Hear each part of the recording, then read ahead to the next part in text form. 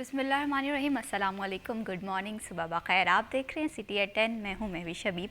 उम्मीद करती हूं कि आप एक बेहतरीन दिन का आगाज़ कर चुके होंगे। जब भी हम घर से निकलते हैं कोशिश ये किया करें कि इस उम्मीद और इस अज़म के साथ घर से निकला जाए कि आप अपने साथ साथ दूसरों की ज़ात को भी आसानियाँ पहुँचाएँगे, और थोड़ा सा हम लोगों को दूसरों के लिए भी सोचने की ज़रूरत है।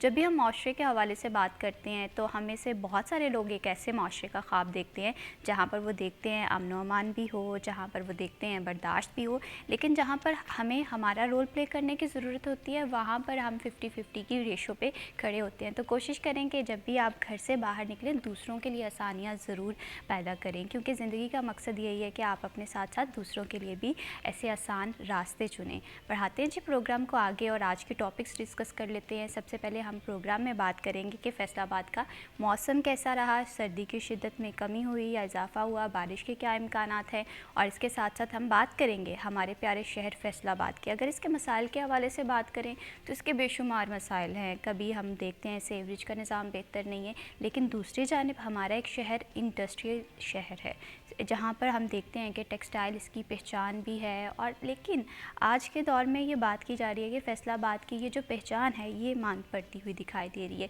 इसके पीछे रीज़न्स क्या हैं? क्या इंडस्ट्रियलिस्ट उस तरह से इंटरेस्ट नहीं ले रहे इंडस्ट्री को ग्रो करने के लिए, या हुकूमती सतह पे पॉलिसीज़ जो हैं इसमें लूप मौजूद है? इसके साथ साथ हम बात करेंगे खेल के हवाले से। हमेशा फैसलाबाद के लोग कहते हैं कि उनके पास तफरीह मौके कम हैं। हम देखते हैं कि क्रिकेट है, हॉकी है, बैडमिंटन है, फ़ुटबॉल है, बेशुमार ऐसे खेल हैं जिसमें हमारे पास टैलेंट तो मौजूद है, लेकिन उस टैलेंट को कैप्चर करने के लिए क्या क्या इकदाम किए जा रहे हैं, प्लेयर्स क्या कहते हैं, इस पर भी जी बात करेंगे। सोने के भाव ताव से लेकर डॉलर का रेट क्या चल रहा है ये भी आज के प्रोग्राम में डिस्कस करेंगे। हमारे लिए हमारे व्यूवर्स बड़े इंपॉर्टेंट होते हैं। यही वजह होती है कि हम आपकी बर्थडे वाला सेगमेंट शामिल करते हैं, क्योंकि आपके इंपॉर्टेंट डेज़ हमारे लिए भी बड़ी इंपॉर्टेंट होते हैं। तो सबसे पहले प्रोग्राम में देखते हैं आज का मौसम कैसा रहेगा हमारे टुडेज़ वेदर के सेगमेंट में।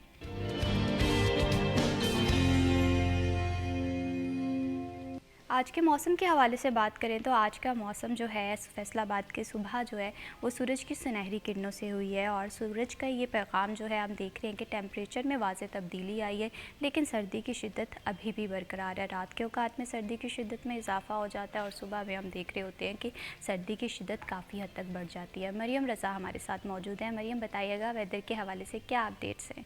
जी बिल्कुल, शहर फैसलाबाद के मौसम के हवाले से बात करें तो फैसलाबाद में धुंध के बादल छट चुके हैं, जबकि एयर क्वालिटी इंडेक्स जो है वो ज़ोर पकड़ती दिखाई दे रही है। गुज़िस्ता कई रोज़ से शहर फैसलाबाद में सूरज जो है वो अपनी चमक धमक के साथ कायम रहता है, जिसकी वजह से दर्जा हरारत जो है वो भी मुनासिब होता है, और उसके साथ साथ जो खुश्क सर्दी थी उसमें भी कमी आती हुई महसूस की जाती है। दर्जा हरारत के हवाले से बात करें तो फैसलाबाद में कम से कम दर्जा हरारत आज 7 डिग्री सेंटीग्रेड रिकॉर्ड किया गया है, जबकि ज़्यादा से ज़्यादा 23 डिग्री आने का इम्कान है। हवा में नमी का तनासुब शहर फैसलाबाद में 80% है, जबकि हवाएं फैसलाबाद की 3 किलोमीटर फ़ी घंटा की रफ्तार से चल रही हैं।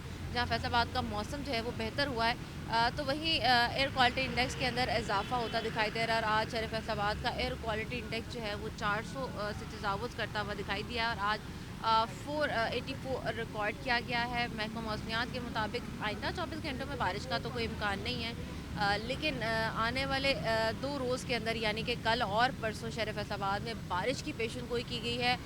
कल शहर फैसलाबाद में बारिश जो है 50% से ज़ायद चांसेस हैं कि बारिश ज़रूर होगी, जिसकी वजह से सर्दी की शिद्दत में इजाफा तो ज़रूर होगा, लेकिन मौसम बेहतरी की तरफ जाएगा, और खुश्क मौसम जिसकी वजह से फैसलाबादी बीमार हो रहे थे उसमें कमी आ जाएगी, जिसकी वजह से गला ख़राब, ज़ुकाम, खांसी, बुखार जैसी बीमारियां, उनकी शिकायत अस्पतालों के अंदर मौसूल हो रही थी, भरमार लग चुकी थी, जिनमें सबसे ज़्यादा तादाद बच्चों की और बुज़ुर्गों की थी। इस सूरत हाल के पेश नज़र देवी माहिरीन का कहना है कि एहतियात बहुत ज़्यादा ज़रूरी है। मास्क का इस्तेमाल करें, गर्म कपड़ों का इस्तेमाल करें, गर्म मशरूबात का इस्तेमाल करें, ताकि खुद को सर्दी की शिद्दत से बचाया जा सके। जी बहुत शुक्रिया मरियम रज़ा तफसीलात से आगाह करने के लिए। वाकई अगर आप विंटर एंजॉय करना चाहते हैं तो आपको SOPs को भी फॉलो करना पड़ेगा, एहतियात भी करनी पड़ेगी। बढ़ाते हैं जी प्रोग्राम को आगे और बात करते हैं फैसलाबाद के हवाले से। फैसलाबाद एक सनती शहर है और इस शहर की पहचान है यहाँ की टेक्सटाइल इंडस्ट्री, लेकिन इंडस्ट्रियलिस्ट ये बात करते हुए दिखाई देते हैं, कारोबार से ताल्लुक़ रखने वाले लोग ये बात करते हुए दिखाई दे रहे हैं कि अब इस इंडस्ट्री की जो पहचान है वो मान पड़ती हुई दिखाई दे रही है।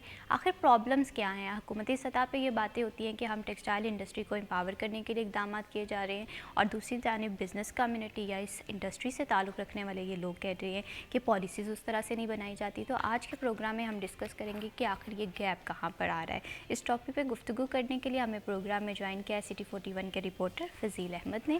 آئے خوش آمدید کہتے ہیں. السلام وعلیکم علیکم. السلام. کیسے ہیں فضیل آپ؟ الحمدللہ. آپ کیسی ہیں؟ الحمدللہ میں بالکل ٹھیک ہوں. Thank you so much Fazil for joining us in this programme. Fazil, سب سے پہلے ہم اگر ٹیکسٹائل انڈسٹری کو دیکھیں، آپ نے دیکھا ہوگا کہ یہ جو ٹائٹل ہے یہ ہمیشہ فیصل آباد کے ساتھ منسوب رہتا ہے، لیکن اگر موجودہ سچویشن کے حوالے سے بات کریں، انڈسٹریلسٹ بڑے پریشان دکھائی دیتے ہیں. موجودہ سچویشن کو آپ کس تناظر میں دیکھتے ہیں؟ دیکھیں میوش، جو انڈسٹری ہے وہ اس وقت بہت زبوں حالی کا شکار ہے. خاص طور پر ٹیکسٹائل انڈسٹری کی بات کی جائے تو ٹیکسٹائل انڈسٹری وہ انڈسٹری ہے جو ملک کی معیشت میں 65% اپنا حصہ ڈالتی ہے. جو ایکسپورٹرز ہیں وہ ایکسپورٹ کرتے ہیں تو زر مبادلہ جو ہے وہ پاکستان میں آتا ہے، جس سے آپ کی معیشت جو ہے وہ بہتر ہوتی ہے. تو ہر ملک کی یہ کوشش ہوتی ہے کہ ہماری ایکسپورٹس جو ہیں وہ بڑھیں، اور حکومت جو ہوتی ہے، ریاست ہوتی ہے، اس کی بھی یہ کوشش ہوتی ہے کہ ہم اپنی صنعتوں کو، اپنی ایکسپورٹرز کو وہ تمام تر سہولیات دیں کہ وہ عالمی منڈیوں کے اندر جا کر جو ہمارے کمپیٹیٹرز ہیں ان کا مقابلہ کر سکیں. لیکن پچھلے کوئی تقریباً 5 سے 7 سال سے میں یہ دیکھ رہا ہوں کہ ہمیشہ جو اس شہر کا صنعت کار ہے اس کا یہ مطالبہ رہا ہے کہ ہمیں بجلی جو ہے وہ کم قیمتوں میں دی جائے. بالکل. اس کے ساتھ ساتھ گیس جو ہے وہ بھی سستی مہیا کی جائے، اور معذرت کے ساتھ جو گیس کے ذخائر ہیں وہ ہیں ہی صنعتوں کے لیے، لیکن یہاں پر پھر وقت کے ساتھ ساتھ گھریلو استعمال کے لیے بھی وہ دینا شروع کر دی گئی. تو اس سے انڈسٹری کو کافی نقصان پہنچا ہے کہ جو صرف انڈسٹری کے لیے استعمال ہونی تھی وہ گھروں میں بھی اس کے کنیکشنز دے دیے گئے. لیکن اس وقت جو صورتحال ہے، 150 بڑے یونٹس جو ہیں وہ بند ہو چکے ہیں، جن کو دوبارہ چلانا انتہائی مشکل ہے، ناممکن ہے. لیکن جو چل رہی ہے انڈسٹری، اگر حکومت چاہتی ہے کہ وہ چلتی رہے. ابھی آپ نے بات کی کہ گیس کی، کہ گیس جو ہے وہ گھریلو صارفین کو بھی دی جا رہی ہے، جس کی وجہ سے اس کا جو اثر ہے وہ انڈسٹری پہ پڑ رہا ہے. لیکن اگر اس کے دوسرے صورتحال دیکھیں، گھروں میں بھی گیس نہیں مل رہی ہے، تو ہم کسی ایک طرف بھی، کسی ایک سیکٹر کو بھی نہیں پورا کر پا رہے. دیکھیں یہی مسئلہ ہے کہ اگر آپ کو میں ایک سادہ سا مثال دوں کہ اگر 2 کھیت ہیں الگ الگ اور ایک ہی طرف سے پانی آ رہا ہے، اور دونوں کھیت جو ہیں ان کو وہ ڈیوائیڈ کر دیا جائے، تو نہ ایک کھیت جو ہے وہ پوری طرح سے اس کو پانی ملے گا، نہ دوسرے کو ملے گا. تو اسی طرح سے یہ صورتحال ہوئی ہے کہ گیس جو ہے وہ گھروں میں بھی لاتعداد کنیکشنز ہو گئے. اس کے بعد پھر ہم خود اتنے ذمہ دار ہیں کہ ہم نے یہ سمجھا کہ گیس تو بہت سستی ہے، تو ہم نے اس کا استعمال بھی بے دردی سے کیا. تو اس کا نقصان ایٹ دی اینڈ جو ہے وہ ہمارے ملک کو ہو رہا ہے، ہم میں ہو رہا ہے. دیکھیں جب ہمارا ملک جو ہے وہ ترقی کرے گا تو ہم تک اس کے فائدے پہنچیں گے، ہم اس سے مستفید ہوں گے. جب ملک نقصان کی طرف جائے گا تو یہ پورا ملک جو ہے اس کو نقصان پہنچے گا. ہم یہ جو قیمتی اثاثہ ہے نا، اس میں میں ہمیشہ سے بات کرتی ہوں کہ 2 طرفہ کوششیں ہوتی ہیں. آپ دیکھیں ابھی آپ نے گیس کی بات کی، پانی کے ساتھ بھی ہم لوگ یہی کر رہے ہیں، بے دریغ استعمال کر رہے ہیں. اور یہ بار بار بتایا جا رہا ہے کہ پاکستان کے پاس یا ہمارے فیصل آباد کے پاس آنے والے چند سالوں کے ذخائر جو ہیں وہ پانی کے رہ چکے ہیں. لیکن ہم اتنی ذمہ داری کا مظاہرہ کرتے ہیں کہ اگر ہمارے گھروں کے اندر بھی کوئی پانی کا طبقہ گر رہا ہے، کوئی قطرہ گر رہا ہے، تو ہم اس کو ہماری جو پائپ ہے یا کوئی بھی چیز ہے اس کو ٹھیک کروانے کی کوشش نہیں کرتے، یا ہاتھ ہلا کر اس کو پوری طرح سے بند نہیں کرتے، اور وہ ایک ایک قطرہ جو ہے کہتے ہیں وہ دریا بنتا ہے. اور وہ پانی کا ضیاع جو ہے، میں یہ سمجھتا ہوں کہ یہ خود ہماری اپنے ساتھ، اپنی آنے والی نسلوں کے ساتھ زیادتی ہے. تو اسی طرح سے اب جو بہت بڑا ایشو بنا ہے انڈسٹری کا، جو federation Pakistan chambers of commerce کے یونائٹڈ گروپ کے چیئرمین ہیں، انہوں نے بھی یہ پچھلے دنوں میں 2-3 دن پہلے کہا ہے کہ فوری طور پر ٹیکسٹائل ایمرجنسی لگائی جائے ملک کے اندر. اچھا، ٹیکسٹائل ایمرجنسی لگانے کا مقصد کیا ہے؟ مقصد یہ ہے کہ جو ہمارا دھاگا امپورٹ ہو رہا تھا اس سے ہماری اسپننگ انڈسٹری جو ہے وہ مکمل تباہ ہو گئی.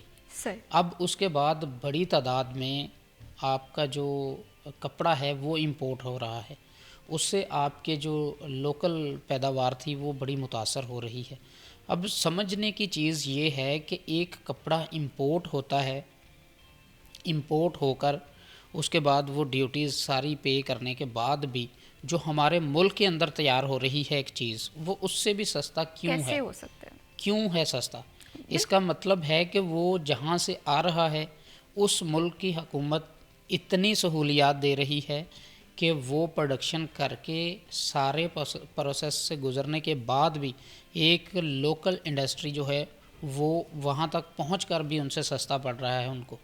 تو یہ صورتحال ہے کہ اگر انڈسٹری کو بچانا ہے تو فوری طور پر جو ایک بڑا مطالبہ ہے کہ 9 سینٹ کی بجلی دی جائے، اور اس کے بعد گیس جو ہے وہ 22 MMBTU پر لائی جائے، اور پھر جو SM تنویر ہیں انہوں نے یہ کہا ہے کہ 9 سینٹ پر تو فوری لائی جائے، اس کے بعد آہستہ آہستہ سے 5 سینٹ پر. کرنے کی ضرورت 5 ہے.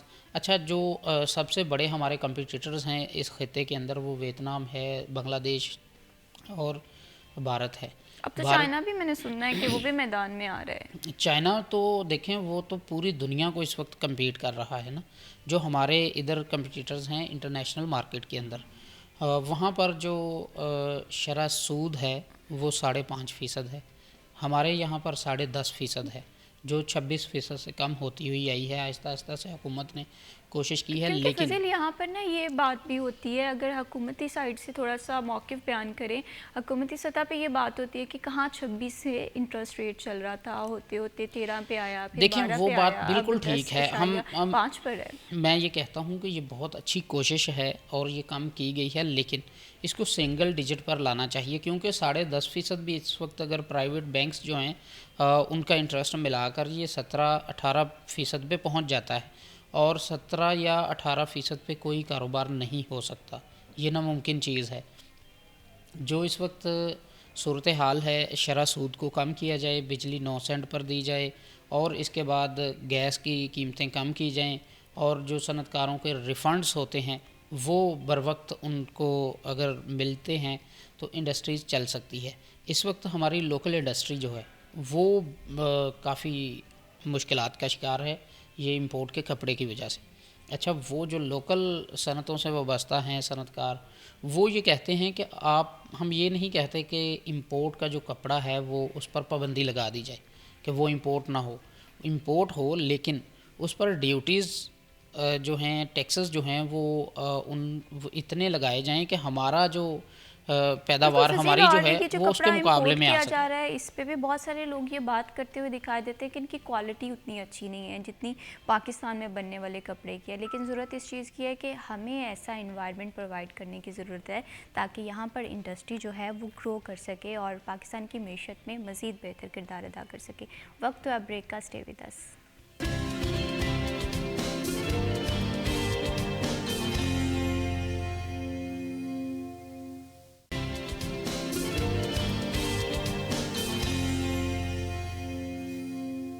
Welcome back after the break. آپ دیکھ رہے ہیں سٹی ایٹ 10 اور پروگرام میں ہم بات کر رہے ہیں فیصل آباد کے حوالے سے. فیصل آباد کی ٹیکسٹائل انڈسٹری کو کیا کیا کرائسس کا سامنا کرنا پڑا ہے.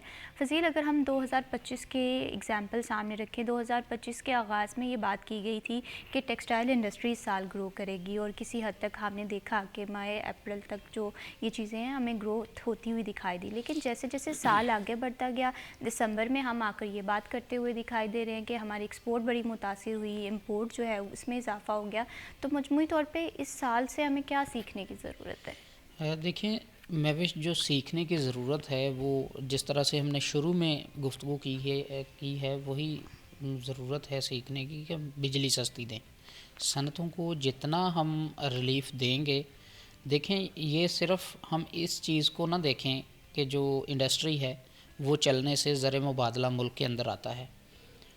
لاکھوں مزدور جو ہیں وہ اس انڈسٹری سے وابستہ ہیں. بالکل. اور پاکستان کے اندر جو جتنی بھی صنعتیں ہیں، انڈسٹری ہے، اس کے اندر اسکلڈ انسکلڈ دونوں طرح کی لیبر جو ہے وہ ایڈجسٹ ہوتی ہے، اور وہ ان کے گھروں کے چولہے جو ہیں وہ چلتے ہیں انڈسٹری کی وجہ سے. اگر انڈسٹری بند ہوتی ہے تو آپ کا صرف وہ زر مبادلہ آنا بند نہیں ہوتا، بلکہ بے روزگاری کی شرح جو ہے وہ بڑھ جاتی ہے بالکل اسی ملک کے طرح اندر، سے اور یہ اسی طرح سے ہو رہا ہے۔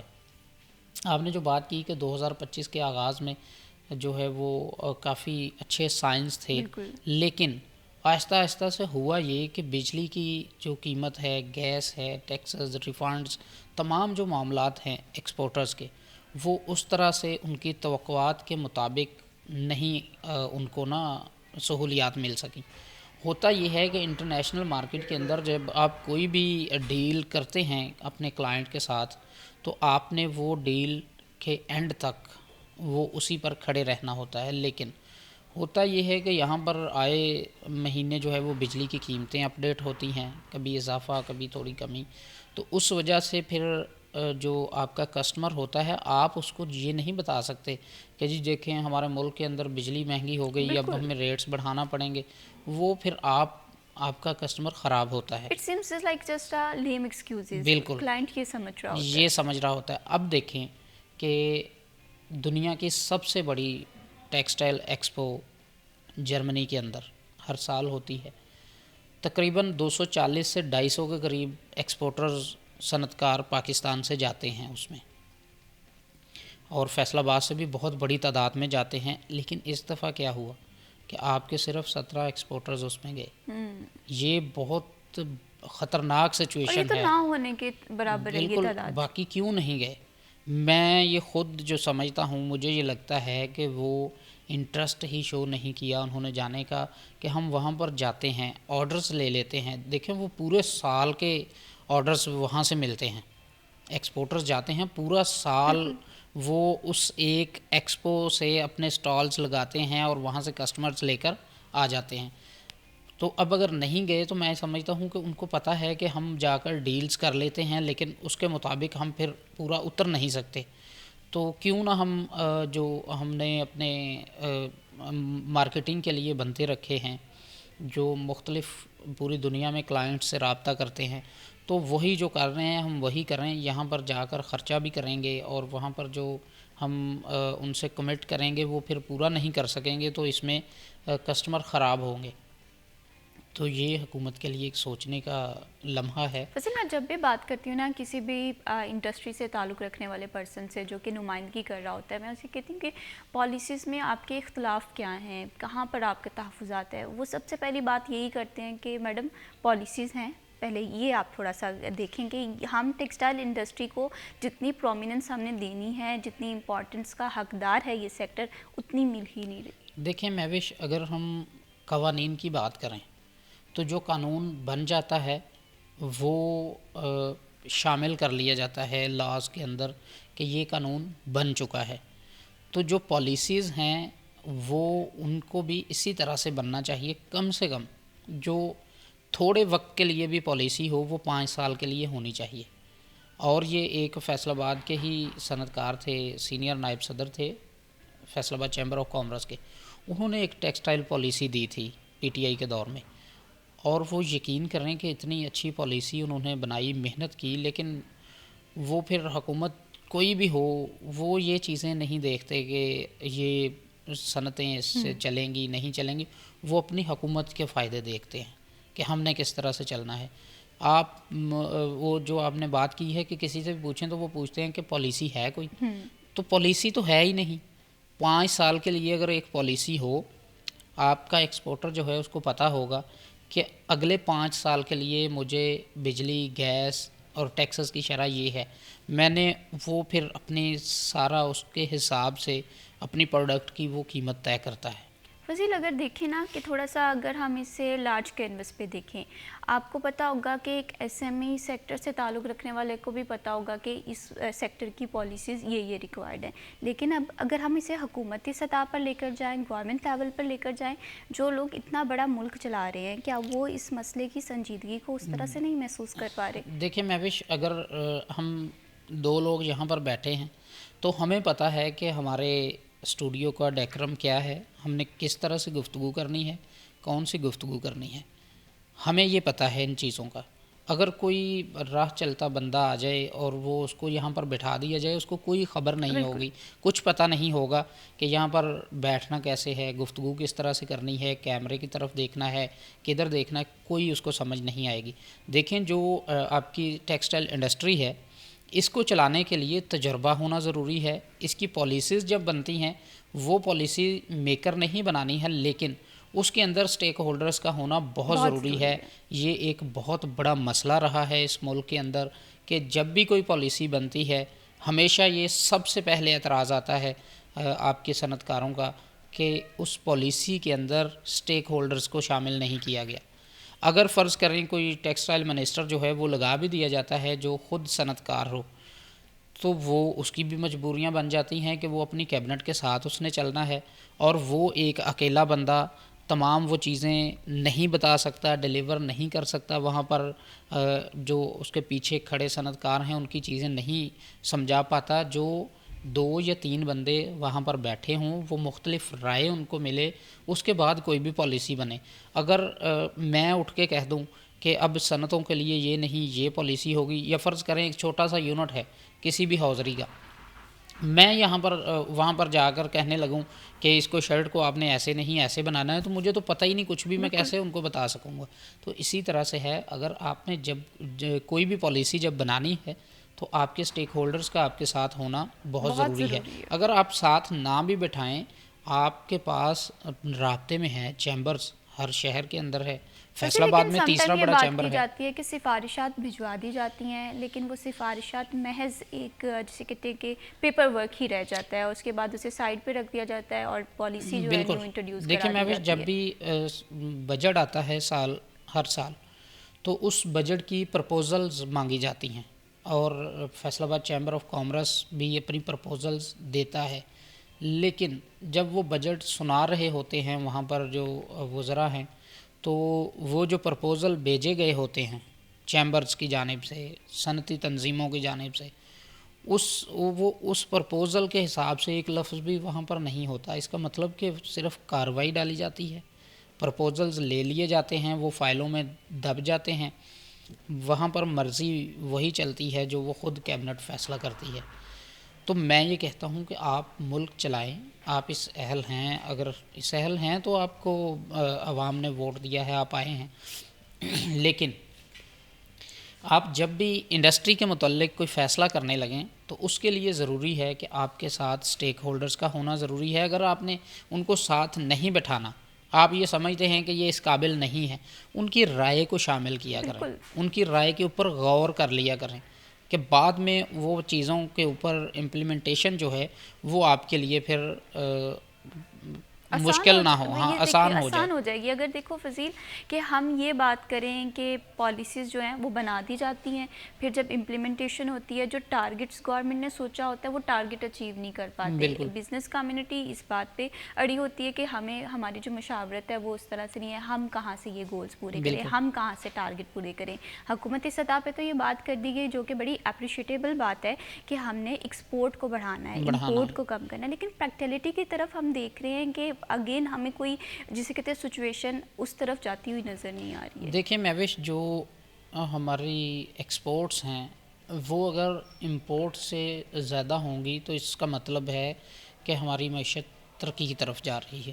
اگر امپورٹس زیادہ ہوں گی، دیکھیں اب ایکسپورٹ کے لیے بھی بہت سارا را مٹیریل ہمیں امپورٹ کرنا پڑتا ہے، تو کیوں نہ ہم اس طرح کا ماحول پیدا کریں ملک کے اندر کہ جو ایکسپورٹ کرنے کے لیے را مٹیریل ہمیں امپورٹ کرنا پڑتا ہے اس کے لیے بھی صنعتیں لگیں، اور وہ یہاں پر پیداوار ہو اس کا اس سے فائدہ کیا ہوگا؟ فائدہ یہ ہوگا کہ وہ جو ایکسپورٹرز را مٹیریل امپورٹ کرتے ہیں، ایک تو وہ اپنی لوکل جو صنعتیں ہیں ان سے خریداری کریں گے، اور وہی را مٹیریل بنانے والی فیکٹریاں وہ بھی ایک بڑے لیول پر چلی جائیں گی تو وہ بھی را مٹیریل دوسرے ملکوں کو ایکسپورٹ کریں گی. بالکل فضیل، یہاں پر اگر ہم کرسمس 2025 کی اگزامپل نہ دیں تو بات بڑی اس طرح سے مناسب نہیں ہوگی. آپ نے دیکھا ہوگا کہ یہ مہینہ جو ہے وہ آرڈرز کے لحاظ سے انہیں کمپلیٹ کرنے کے لیے بڑا امپورٹنٹ ہوتا ہے اور اس میں ایکسپورٹ بھی بڑھتی ہوئی دکھائی دیتی ہے. لیکن انفارچونیٹلی اس سال کیا ہوا کہ ٹرانسپورٹیشن کی ہڑتال رہی. اگین وہی بات ہوئی کہ کمٹمنٹس کو پورا نہیں کیا گیا، جس کے اثرات ہم یہ بھی دیکھ سکتے ہیں کہ 2026 میں بڑے نیگیٹو ہو رہے ہوں. دیکھیں محوش، جو کرسمس ہے یہ ایک بہت بڑا ایونٹ ہوتا ہے. آپ یورپ کنٹریز کو دیکھ لیں یا دوسرے جو کنٹریز ہیں ان کو، تو وہاں پر خریداری جو ہے وہ ظاہری بات ہے ان کا سب سے بڑا ایونٹ ہوتا ہے اور انہوں نے کرنی ہوتی ہے. اس کے لیے آرڈرز جو ہیں وہ بر وقت ڈلیور کرنا ایکسپورٹرز کی ذمہ داری ہوتی ہے. اور اس سال یہ بہت خطرناک صورتحال رہی اور میں یہ سمجھتا ہوں کہ پنجاب حکومت نے پتہ نہیں اتنے دن کیسے چلنے دی وہ ہڑتال، کہ جب پتہ بھی تھا کہ آرڈرز جو ہیں وہ جانے ہیں اور ایکسپورٹر کی وہاں پر کمٹمنٹس ہیں اپنے کلائنٹس کے ساتھ، تو اس کے باوجود وہ ہڑتال نے بہت نقصان پہنچایا فیصل آباد کی انڈسٹری کو، وہ چاہے لوکل انڈسٹری ہو یا پھر ایکسپورٹرز ہوں. اور ایکسپورٹرز کا نقصان ہوا تو اس کا مطلب یہ ہے کہ اس ملک کا نقصان ہوا. بالکل اسی طرح سے، کیونکہ اگر آپ یا میں ہیں، ہم کسی سے کوئی چیز کی خریداری کریں تو وہ ہمیں بر وقت اگر چیز نہ دے سکے تو دوبارہ ہماری کوشش ہوتی ہے کہ اس کے پاس نہ جائیں. بالکل اسی طرح تو سے جو سالوں سے محنت کر کے کلائنٹس بنائے تھے وہ اس دفعہ خراب ہوئے ہیں. بالکل بزنس کمیونٹی کی ایک ہی ڈیمانڈ ہوتی ہے ہمیشہ سے کہ سازگار اور ایزی انوائرمنٹ پرووائڈ کیا جائے تاکہ وہ پاکستان کی گروتھ کے لیے، پاکستان کی معیشت کی بڑھوتری کے لیے اپنا اہم رول پلے کر سکے. وقت ہوا جی بریک کا. اسٹے ود اس.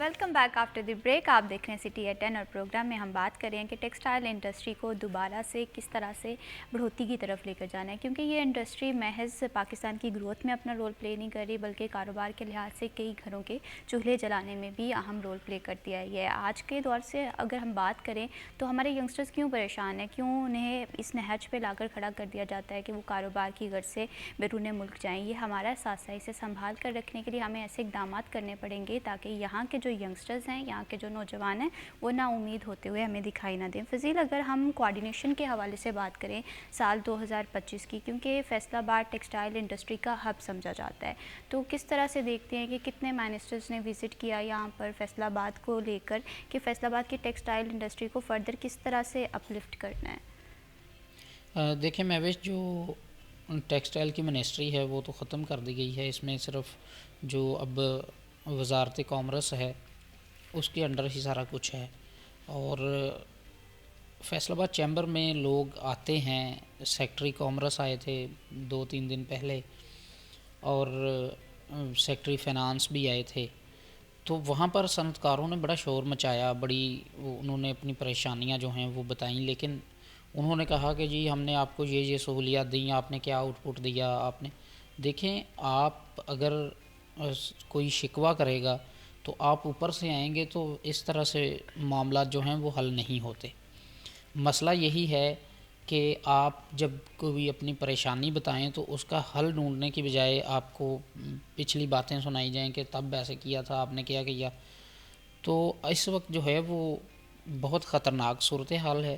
اگر آپ کی انڈسٹری جو ہے اس کو کوئی نقصان پہنچتا ہے، جو چل رہی ہے وہ اگر بند ہونے کی طرف جاتی ہے، تو آپ یہ سمجھیں کہ آپ کے ملک کے اندر لا اینڈ آرڈر کی صورتحال پیدا ہو جائے گی، بے روزگاری ہوگی. جب بے روزگاری ہوگی تو لوگ بے روزگاری تو ابھی بھی نظر آ رہی ہے. ابھی بھی ینگسٹرز یہ بات کرتے ہوئے دکھائی دیتے ہیں کہ وہ ٹیکسٹائل میں اگر اسپیشلسٹ بھی ہیں، ان کے پاس ڈگری موجود ہے، لیکن نوکری کے لیے کون سی انڈسٹری کو جوائن کرنا ہے وہاں پر اسپیس موجود نہیں ہے. دیکھیں محوش، یہ بھی ایک بڑا مسئلہ ہے کہ ہمارے اسٹوڈنٹس کے پاس ڈگری ہوتی ہے لیکن وہ صرف ڈگری کی حد تک ہوتی ہے. جب وہ انڈسٹری میں جاتے ہیں تو اس کی ڈگری کے مطابق ان سے ڈیمانڈز کی جاتی ہیں، ان کو تو پتہ کچھ نہیں ہوتا، اور یہ ہمارے جو ایجوکیشن سیکٹرز ہیں یہ سب سے بڑی ان کی ناکامی ہے، اور یہ ان کی ہی وجہ سے اسٹوڈنٹس جو ہیں وہ پھر اس طرح سے خوار ہوتے ہیں کہ وہاں پر صرف پڑھائی پر زور دیا جاتا ہے، پریکٹیکلی کوئی چیز جو ہے وہ نہیں سکھائی جاتی، جس کی وجہ سے پھر اسٹوڈنٹس جب اداروں سے نکلتے ہیں ڈگری لے کر تو اس کے بعد وہ کہتے ہیں کہ ہم نے تو 4 سال کی ڈگری کر لی لیکن سیکھا کچھ بھی نہیں، اب دوبارہ سے جا کر 1 سال لگا کر سیکھنا پڑے گا۔ تو اس وقت فیصل آباد شہر کے اندر ایک ایسا انسٹیٹیوٹ ہے جو ڈگری بھی دیتا ہے اور سکھاتا بھی ہے، اور وہ واحد نیشنل ٹیکسٹائل یونیورسٹی ہے جہاں پر پریکٹیکلی ہر چیز جو ہے وہ سکھائی جاتی ہے، انڈسٹری کو مد نظر رکھتے ہوئے اس کے مطابق اسٹوڈنٹس جو ہیں ان کو تعلیم دی جاتی ہے، اور وہ انسٹیٹیوٹ ہے جو آپ کی انڈسٹری کے ساتھ مسلسل رابطے میں ہے، اور دوسرا کوئی ایسا آپ کا یونیورسٹی یا انسٹیٹیوٹ نہیں ہے جو آپ کے صنعتی سیکٹر کے ساتھ ایسے رابطے میں ہو۔ تو بے روزگاری کی ایک یہ بھی وجہ ہے کہ جو انڈسٹری کو چاہیے چیز اس کے مطابق ان کو مل نہیں رہی، اور اس کے ساتھ ساتھ جو کہا جاتا ہے کہ نوکری کی بجائے چھوٹے چھوٹے بزنس کریں، تو جو پہلے بزنس کر رہے ہیں ان کو کیا آپ دے رہے ہیں؟ بالکل، بزنس کی طرف تو لوگ اگر سوچیں نا، اگر کسی کو یہ مشورہ دیں یا سجیشنز اگر ڈسکشن کبھی ہو رہی ہو کہ بزنس پوائنٹ آف ویو سے پاکستان میں انویسٹ کرنا چاہیے یا نہیں کرنا چاہیے، حالانکہ پاکستان میں بڑی کیپیسٹی ہے ان تمام چیزوں کو کیپچر کرنے کے لیے، لیکن بات یہ ہے کہ سازگار انوائرمنٹ بہت زیادہ ضروری ہے۔ اس پر فردر بھی بات کریں گے۔ جی، پروگرام میں ہمیں جوائن کیا ہے محمد علی نارو نے، آئی خوش آمدید کہتے ہیں۔ السلام علیکم۔ وعلیکم کیسے السلام۔ ہیں آپ؟ جی الحمدللہ۔ Thank you so much for joining us in this programme. Muhammad Ali نارو، ہم بات کر رہے تھے ٹیکسٹائل انڈسٹری کے حوالے سے، اور ہمارے جو ینگسٹرز ہیں وہ ہمیں کافی زیادہ نا امید دکھائی دیتے ہیں۔ ریزنس کیا ہیں؟ ٹیکسٹائل پالیسیز نہیں ہیں، بجلی کی قیمت بڑھتی ہوئی دکھائی دے رہی ہے، تو ٹیکسٹائل انڈسٹریز سے تعلق رکھنے والے لوگ کیا کہتے ہیں اس حوالے سے؟ دیکھیں مہوش، جیسے ابھی آپ لوگ بات کر رہے ہیں اس حوالے سے کہ جناب مسائل بے تحاشا ہیں، اور ابھی جو انویسٹرز ہیں وہ راغب نہیں ہو رہا ہے اس چیز کی جانب کہ پاکستان میں انویسٹ کرے، کس چیز پر انویسٹ کرے، کون سا کاروبار کرے۔ تو آج آ کر فقدان وہی ہے کہ ہم نے چند چیزوں کی جانب رجحان باندھ لیا اور اس پر ہی ہم انویسٹ کرتے چلے گئے، اور اس دوران ہم نے ریسرچ اینڈ ڈیولپمنٹ یا پھر نئے شعبوں کی جانب توجہ مرکوز نہیں کی، اور وہیں پر جو ہمارا ایک مین سیکٹر تھا ٹیکسٹائل سیکٹر، جس میں بہت زیادہ کام کو بڑھایا جا سکتا تھا، جدت لائی جا سکتی تھی، اور دنیا کی ضروریات کے مد نظر ہم اس میں ویلیو ایڈیشن کر سکتے تھے کہ کس ملک کو کیا چاہیے، کتنا چاہیے، تو اس اعتبار سے ہم اچھی خاصی اس میں پالیسی میکنگ بھی کر سکتے تھے، اس کو بڑھا بھی سکتے تھے۔ لیکن ابھی جو حالات ہیں پاکستان میں ٹیکسٹائل سیکٹر کے، بالخصوص فیصل آباد سیکٹر میں، کہ جناب آپ کی جو بجلی کی پرائسز ہیں، ریفنڈز کے ایشوز ہیں، مارک اپ ویلیوز ہیں، اس کے ساتھ ساتھ جو انٹرسٹ ریٹس ہیں، تو وہ سارا مل ملا کر ابھی جو انڈسٹری ہے سادہ الفاظ میں یوں کہہ لیں کہ کولیپس کرنے کر دہانے پر پہنچ چکی ہے، اور ابھی بھی اس کو توجہ اس طرح سے نہیں دی جا رہی جس طرح سے اس کا حق ہے یا جس طرح سے حکومت کو ڈیل کرنا چاہیے۔ اب آ جائیں نوجوانوں کی جانب، تو نوجوان تو پہلے سے کافی زیادہ مایوس ہے، وہ اب کاروبار ہو یا نوکری ہو، وہ مجموعی طور پر مایوسی کا شکار ہے، اس کو کہیں بھی کچھ دکھائی نہیں دے رہا، اور اس کی بڑی وجہ یہ ہے کہ جو حکومت وقت ہے اس کے پاس وہ منصوبے یا وہ پلان نہیں ہے جو کسی کو بھی اس چیز کی جانب متممی یا اس کو اس چیز کی جانب روک سکیں کہ ہم آپ کے لیے یہ کریں، یہ نہیں کر رہے ہیں، ایسا ہوگا، ایسا نہیں ہوگا۔ جیسے ہم نے دیکھا کہ فیصل آباد سے ہی، فیصل آباد ڈویژن کی بات کر لی جائے تو بڑی تعداد میں جو نوجوان ہیں وہ ملک چھوڑ چکے ہیں روزگار کی تلاش میں، ہر سال جاتے ہیں، لیکن اس سال وہ تعداد بھی بڑھتی ہوئی دکھائی دی ہے۔ تو اب ہم نے کرنا کیا ہے؟ جب ہم ساری صورتحال کا جائزہ لیتے ہیں تو ہم نے لوگوں کو مارجن کیسے دینا ہے، فیسیلیٹیٹ کیسے کرنا ہے، تو اس کے لیے آ جا کر حکومت کے پاس ہمارا یہ پرائیویٹ سیکٹر ہی بچتا ہے، جس میں وہ انویسٹمنٹ بھی کر سکتے ہیں، جس کو سہولیات دے کر بہتری کی جانب لایا بھی جا سکتا ہے، اور ایک نہیں، دو نہیں، تو کم و بیش 6 ماہ بعد دوبارہ سے صورتحال بہتری کی جانب آ سکتی ہے۔ لیکن اب جو ہو رہا ہے، دھڑا دھڑ ہو رہا ہے، اسپننگ ملز بند ہو رہی ہیں، پروسیسنگ یونٹس بند ہو رہے ہیں, ٹیکسٹائل کے بڑے بڑے نام بند ہو رہے ہیں, کام چھوڑ رہے ہیں یا پھر کام چھوڑنے کے دہانے پر ہیں, اور حکومت سے یہی کہہ رہے ہیں کہ جناب ہماری یہ جو چیزیں بنیادی چیزیں ہیں ان کی جانب آیا جائے اور ان کی اصلاح کی جائے, ان میں بہتری کی جائے, تاکہ ہم کم و بیش وہ جو وار آف سروائیو ہے وہ تو کرتے رہیں. لیکن حکومت تو یہ باتیں کی جا رہی ہیں کہ جیسے اگر ہم انٹرسٹ ریٹ کے حوالے سے بات کریں, کہاں سے شروع ہوا 10.5 پہ آ کے ختم ہوا. حکومت یہ چاہتی ہے کہ ایٹ لیسٹ تھوڑا مارجن دیا جائے, تھوڑا وقت دیا جائے تاکہ ان تمام چیزوں کو اسٹریم لائن کیا جائے. مہوش دیکھیں, یہ جو آپ نے بھی بات کی, یہ 22 سے شروع ہو کر 10.50 پر بیسس پوائنٹس پر آیا, یہ کتنے سالوں میں آیا؟ اور کیا خطے میں ہم اس کے مستحق ہیں جب ہم اپنے حریفوں کو دیکھتے ہیں کہ ان کو کیا کیا سہولیات میسر ہیں؟ اچھا, یہ تو آپ نے انٹرسٹ ریٹ کی بات کر لی. اب دوسری جانب آپ گیس کے نرخ دیکھ لیں یا پھر بجلی کے نرخ دیکھ لیں, تو وہ کہاں پر جو بنیادی چیز ہے, جو جزو ہے, جو خام مال کی بنیادی چیز ہے کہ جناب یہ سستی نہیں ہوں گی تو ہم کسی سے بھی مقابلہ نہیں کر سکتے. اور اس کا ہم نے چلتا پھرتا ثبوت ابھی گزشتہ دنوں ٹی ڈیب کے اعداد و شمار کے مطابق دیکھا کہ ان کے پاس جو رجسٹرڈ ہیں وہ فقط جو ایکسپورٹرز گئے ہیں وہاں پر ہیم ٹیکسٹائلز میلہ میں, جو سمجھا جاتا ہے کہ پورے سال کی کمائی ہے ان ایکسپورٹرز کی, وہاں پر جا کے انہوں نے آرڈرز لینے ہیں اور 1 سال کی روٹیاں توڑنی ہیں کہ جناب وہ آرڈرز مل گئے ہیں, اب وہ بھرمار ہی بھرمار ہے آرڈرز کی. لیکن فیصل آباد جیسا صنعتی شہر جہاں پر سینکڑوں میں صنعت کار بیٹھے ہوئے ہیں اور ٹیکسٹائل کے صنعت کار بیٹھے ہوئے ہیں, ایکسپورٹرز بیٹھے ہوئے ہیں, ٹی ڈیب کے اعداد و شمار کے مطابق, ٹریڈ ڈیولپمنٹ اتھارٹی پاکستان کے مطابق صرف 17 فیصل آباد سے جو ایکسپورٹرز ہیں وہ اس میں شرکت کرنے کے لیے گئے ہیں. اب یہ حالات ہے کہ ہم میں اتنی زیادہ ابیلٹی نہیں رہ گئی ہے, ہم اس قدر زیادہ گراوٹ کا شکار ہو چکے ہیں کہ ہم آرڈرز لینے کے لیے بھی پر امید نہیں ہے. اچھا, اس سے ہٹ کر جو نجی سطح پر گئے ہیں ایکسپورٹر وہ تو گئے ہیں, لیکن حکومت نے کیا کیا؟ حکومت کے پاس جب اعداد و شمار ہیں, حکومت کو لگ رہا ہے کہ جناب ہمارے پاس جو ڈاکومنٹیشن ہوئی ہے یا جو لوگ جانے والے ہیں وہ فقط 17 ہیں, انہوں نے اس کے لیے کیا پھر کیا؟ اس پہ بڑا سوچ حکومتی ادارہ ہے کہ جناب 17 is a very low number. اگر ہم اسے صرف فیصل آباد کے تناظر میں دیکھیں, آپ نے دیکھا ہوگا کہ محمد انارو اس شہر کی پہچان ہے. جب بھی ہم کسی فورن کنٹری سے تعلق رکھنے والے انسان سے پوچھتے ہیں کہ پاکستان میں سب سے زیادہ فیمس کیا ہے, تو کہتے ہیں کہ اس کا کپڑا ہے, اور مانچسٹر کے نام سے فیصل آباد کو منسوب اسی وجہ سے کیا جاتا ہے. لیکن پالیسیز جو ہیں وہ کرائسس کا شکار ہے. فردر پہ اس پر بات کریں گے, وقت ہوا جی بریک کا. اسٹے ود اس.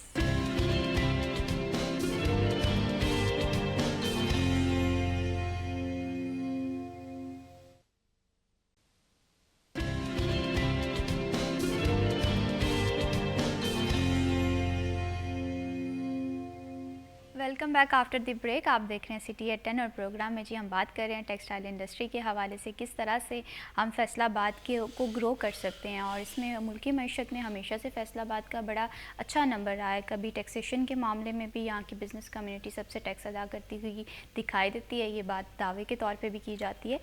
فضیل, اگر ہم اسے تھوڑا سا اسمال لیول پہ دیکھیں ایس ایم ای سیکٹر کو, تو موجودہ سچویشن کو آپ کس طرح سے دیکھتے ہیں؟ کیونکہ ایس ایم ای سیکٹر اور ٹیکسٹائل اگر ایک دوسرے کے ساتھ کوآرڈینیٹ کر لیتے ہیں, کمیونیکیٹ کر لیتے ہیں, تو ہم دیکھ سکتے ہیں کہ اس میں کافی زیادہ پوٹینشیل موجود ہے. دیکھیں مہوش, جو ایس ایم ای سیکٹر ہے وہ اس وقت سب سے زیادہ روزگار مہیا کرنے والا سیکٹر ہے.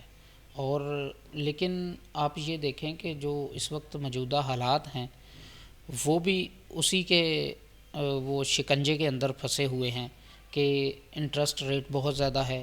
اور میں نے جیسے پہلے کہا ہے کہ 17 یا 18% پہ کوئی بھی کاروبار نہیں ہو سکتا.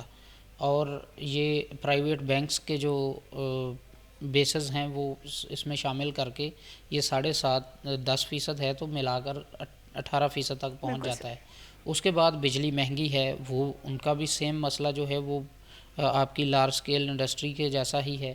گیس مہنگی ہے, اس کے بعد ٹیکسز کے معاملات ہیں. یہ تمام تر ایشو جو ہیں وہ آپ کی ایس ایم ای سیکٹر کو بھی متاثر کر رہے ہیں. جہاں پر یہ بریک میں علی نارو نے بات کی ہے کہ اگر قرضوں کو دیکھا جائے تو ایس ایم ای سیکٹر کے لیے قرضے جو ہیں وہ آسان قرضے فراہم تو کیے جاتے ہیں, لیکن اب آپ دیکھیں کہ آپ کی جو لوکل انڈسٹری ہے, ایس ایم ای سیکٹر ہے, وہ بھی تو انہی چیزوں کا شکار ہے جو ایکسپورٹرز آپ کے جن چیزوں سے پریشان ہیں. اگر آپ سستی بجلی مہیا نہیں کریں گے, سستی گیس نہیں دیں گے, ٹیکسز کے معاملات کو بہتر نہیں کریں گے, تو آپ کا وہ سیکٹر جو سب سے زیادہ روزگار مہیا کرتا ہے وہ بھی پھر تباہی کے دانے پر پہنچے گا تو آپ کے ملک کے اندر لا اینڈ آرڈر کی صورتحال پیدا ہوگی.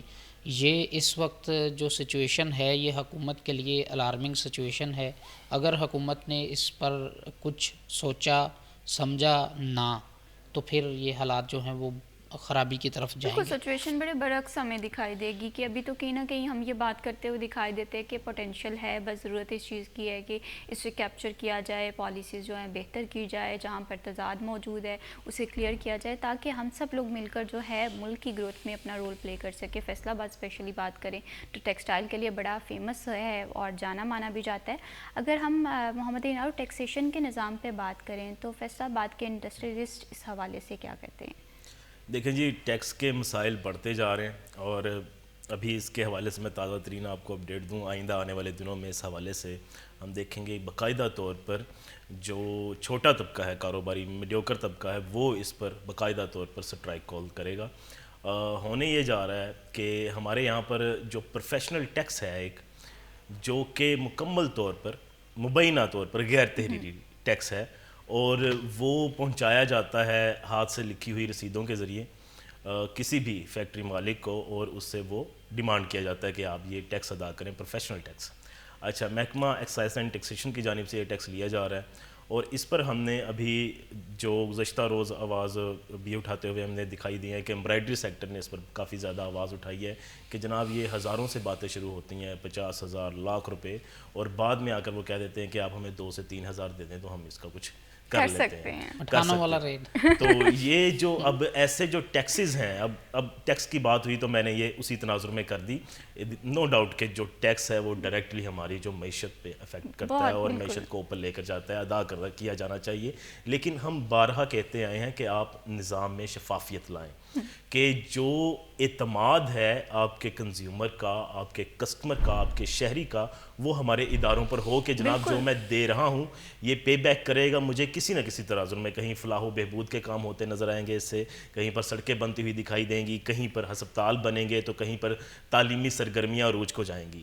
لیکن اگر ہم دیکھ رہے ہیں کہ وہ جو رسید اس نے ہاتھ سے لکھی ہوئی بھیجی ہے اور ہزاروں سے 50,000 سے لاکھ تک اس نے بات پہنچا دی ہے کہ جناب یہ نہیں ادا ہوگا تو آپ کی فیکٹری سیل بھی کر دی جائے گی, ملازمین کو باہر بھی نکال دیا جائے گا. اور جب وہ دیکھتا ہے کہ اگلا جو مالک ہے وہ تگڑا نکل آیا یا اس کا کسی ایسوسیشن سے ہے تعلق ہے اور اس نے بات کسی اعلیٰ حکام تک پہنچا دی ہے, تو وہ کہتا ہے کہ چلیں ٹھیک ہے آپ بات صحیح کر رہے ہیں, آئندہ دیکھ لیں گے, لیکن فی الوقت 2 سے 3 ہزار روپے آپ دے دیں تو میں اس کی ذرا اس کو التوا کی جانب لے کر جا سکتا ہوں. اچھا مہوش, یہ نا ٹیکس سے مجھے ایک بات یاد آ گئی. علی نارو نے بتایا کہ ہاتھ سے لکھے نوٹس آتے ہیں. اب نوسر بازی اتنی بڑھ چکی ہے کہ کمپیوٹرائزڈ جو رسیدیں ہیں وہ بھی دی جاتی ہیں. ایک جگہ ہے, ایک ہی جگہ, شہری علاقہ. دیکھیں جو ایکسائز کے انسپیکٹر ہوتے ہیں ان کا جو علاقہ وہ جہاں پر جاتے ہیں وہ ایک ہی علاقہ کاؤنٹ ہوتا ہے, ریٹ برابر ہوتے ہیں, اور جو مالیت پراپرٹی مالیت ہوتی ہے وہ بھی برابر ہوتی ہے. لیکن ایک دکان ہے 1.25 مرلے کی, اس کا ٹیکس آیا ہے 3 سالوں کا 1,44,000 روپے, جبکہ اس کے ساتھ ایک پورا پلازا ہے 6 مرلے کا, 3 منزلہ پلازا, اس پورے پلازے کا 3 سالوں کا ٹیکس ہے 54,000. تو یہ تضاد کیسے آ گیا؟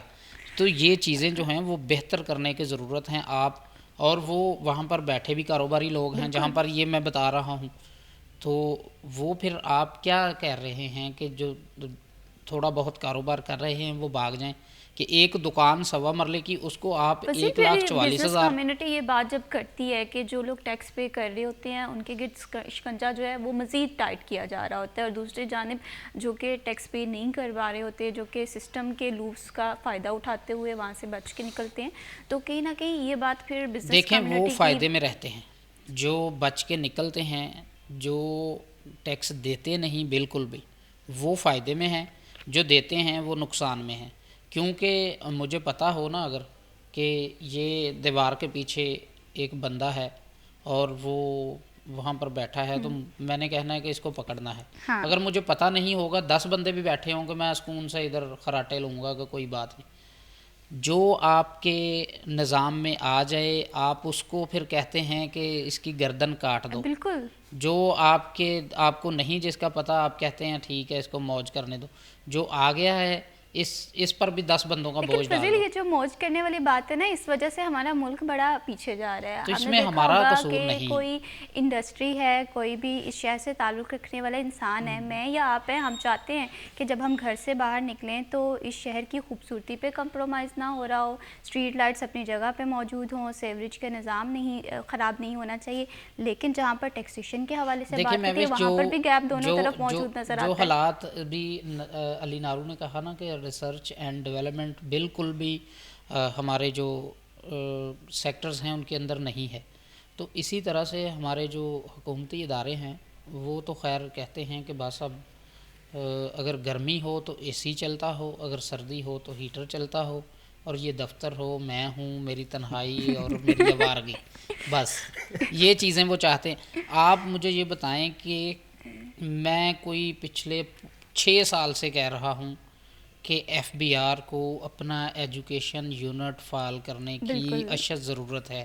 آپ لوگوں کو ایجوکیٹ کریں کہ ٹیکس دینا کتنا ضروری ہے, بالکل ملک کے لیے نہیں آپ کے لیے. حوالے سے اگر بات کریں نا, اس پہ تو کوئی دوسری رائے ہے ہی نہیں.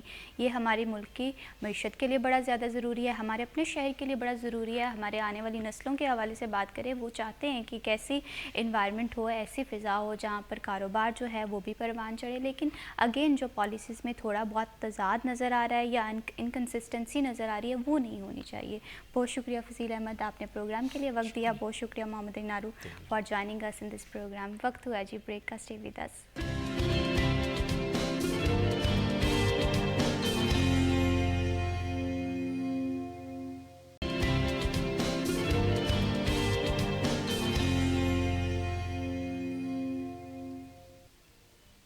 Welcome back after the break. آپ دیکھ رہے ہیں سٹی ایٹ 10. بڑھاتے ہیں جی پروگرام کو آگے اور بات کرتے ہیں کھیلوں کے میدان کے حوالے سے.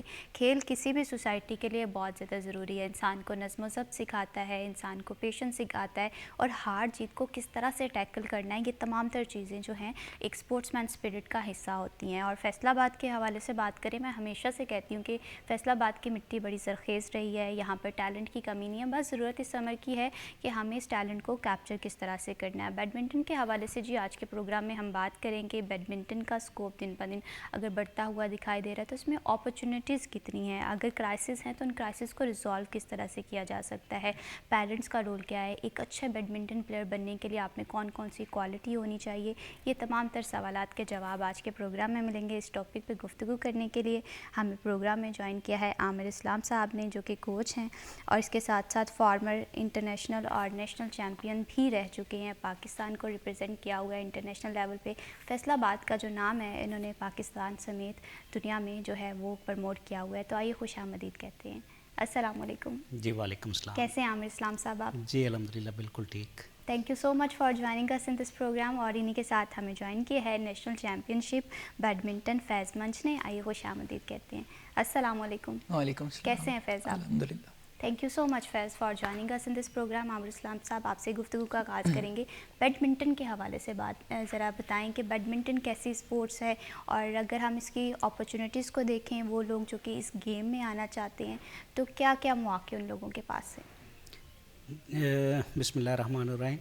جی پہلے تو یہ کہ بیڈمنٹن بہت اچھی گیم ہے. اس حوالے سے اگر اس کی انٹرنیشنل رینکنگ دیکھا جائے کہ اس میں کتنی ایفرٹ لگتی ہے انسان کی باڈی کی, کتنی محنت ہوتی ہے, تو اس کی 10 میں سے 9 رینکنگ ہے انٹرنیشنلی. تو ہم سے اوپر صرف ایک گیم جاتی ہے, وہ اسکواش ہے. سر ہاں جی. تو دوسرا یہ کہ یہ بہت ایک سوفسٹیکیٹڈ گیم ہے, ہال کے اندر کھیلی جاتی ہے. باہر کیا ہو رہا ہے دنیا کو نہیں, ہم کوئی ٹینشن نہیں ہوتی.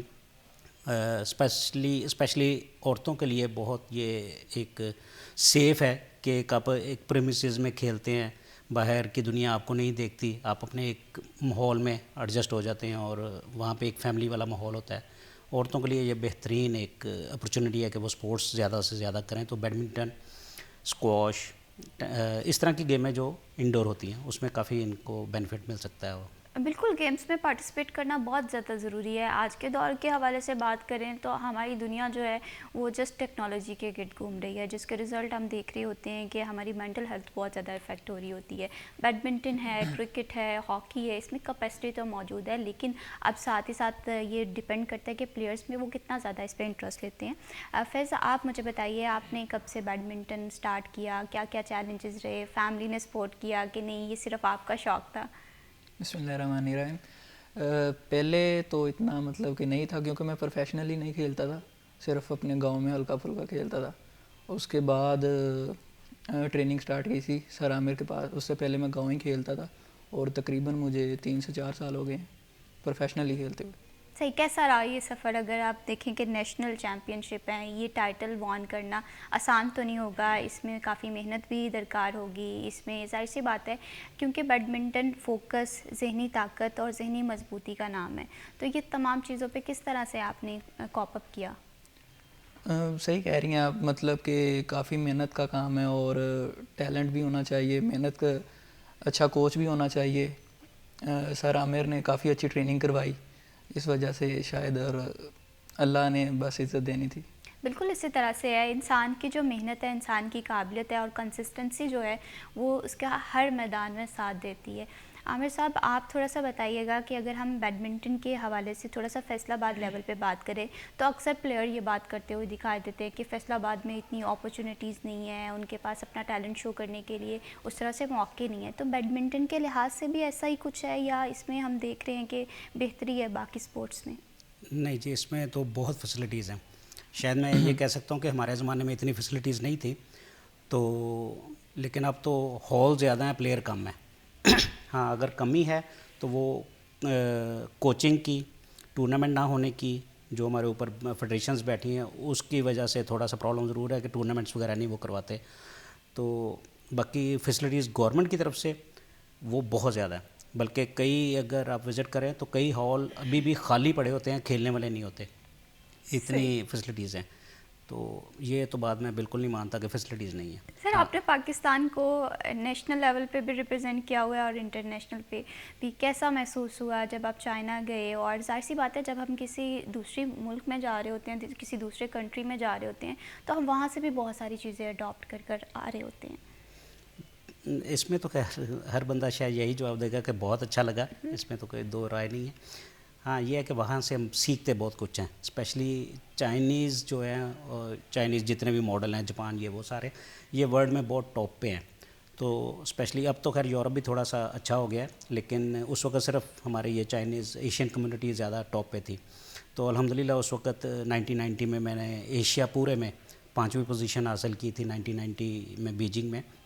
تو وہ بہت ایک گریٹفل مومنٹ تھی میرے لیے, اور اس کی وجہ سے اللہ کا شکر ہے کافی ایک پذیرائی بھی ملی مجھے. تو ایک اچھا ایکسپیرینس رہا تھا وہ. بالکل ظاہر سی بات ہے, جب آپ اپنے ملک کا نام روشن کر کے آ رہے ہوتے ہیں تو وہ پراؤڈ مومنٹ صرف آپ کے لیے نہیں ہوتا بلکہ وہ پوری نیشن کے لیے ہوتا ہے, اور آنے والے ان لوگوں کے لیے بھی رول ماڈل ہوتا ہے جو کہ اس گیم میں آنا چاہتے ہیں. فیض, آپ تھوڑا سا مجھے بتائیے گا کہ وہ لوگ جو کہ ابھی اس وقت یہ بیٹھ کے سوچ رہے ہیں کہ انہیں بھی بیڈمنٹن پلیئر بننا ہے, تو ان میں کون کون سی کوالٹی ہونی چاہیے؟ ان میں محنت کرنے کا مطلب کہ جذبہ ہونا چاہیے, اور یہ محنت زیادہ چاہیے بس.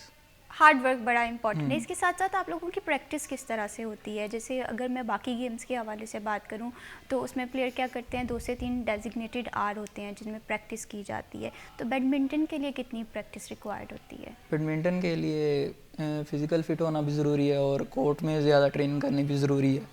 اس لیے تقریباً دن میں 2 سیشن تو لازمی ہونے چاہیے, مارننگ میں, چاہے فزیکل ہو چاہے کورٹ ٹریننگ ہو, اور جیسے بھی. اس میں فیض آپ کیا سوچتے ہیں کہ فزیکل ہیلتھ زیادہ امپورٹنٹ ہوتی ہے یا آپ کا مینٹل فوکس جو ہے وہ اس میں زیادہ امپورٹنٹ ہوتا ہے؟ یہ دونوں چیزیں ضروری ہیں, فزیکلی بھی فٹ ہونا چاہیے اور مینٹلی بھی. صحیح.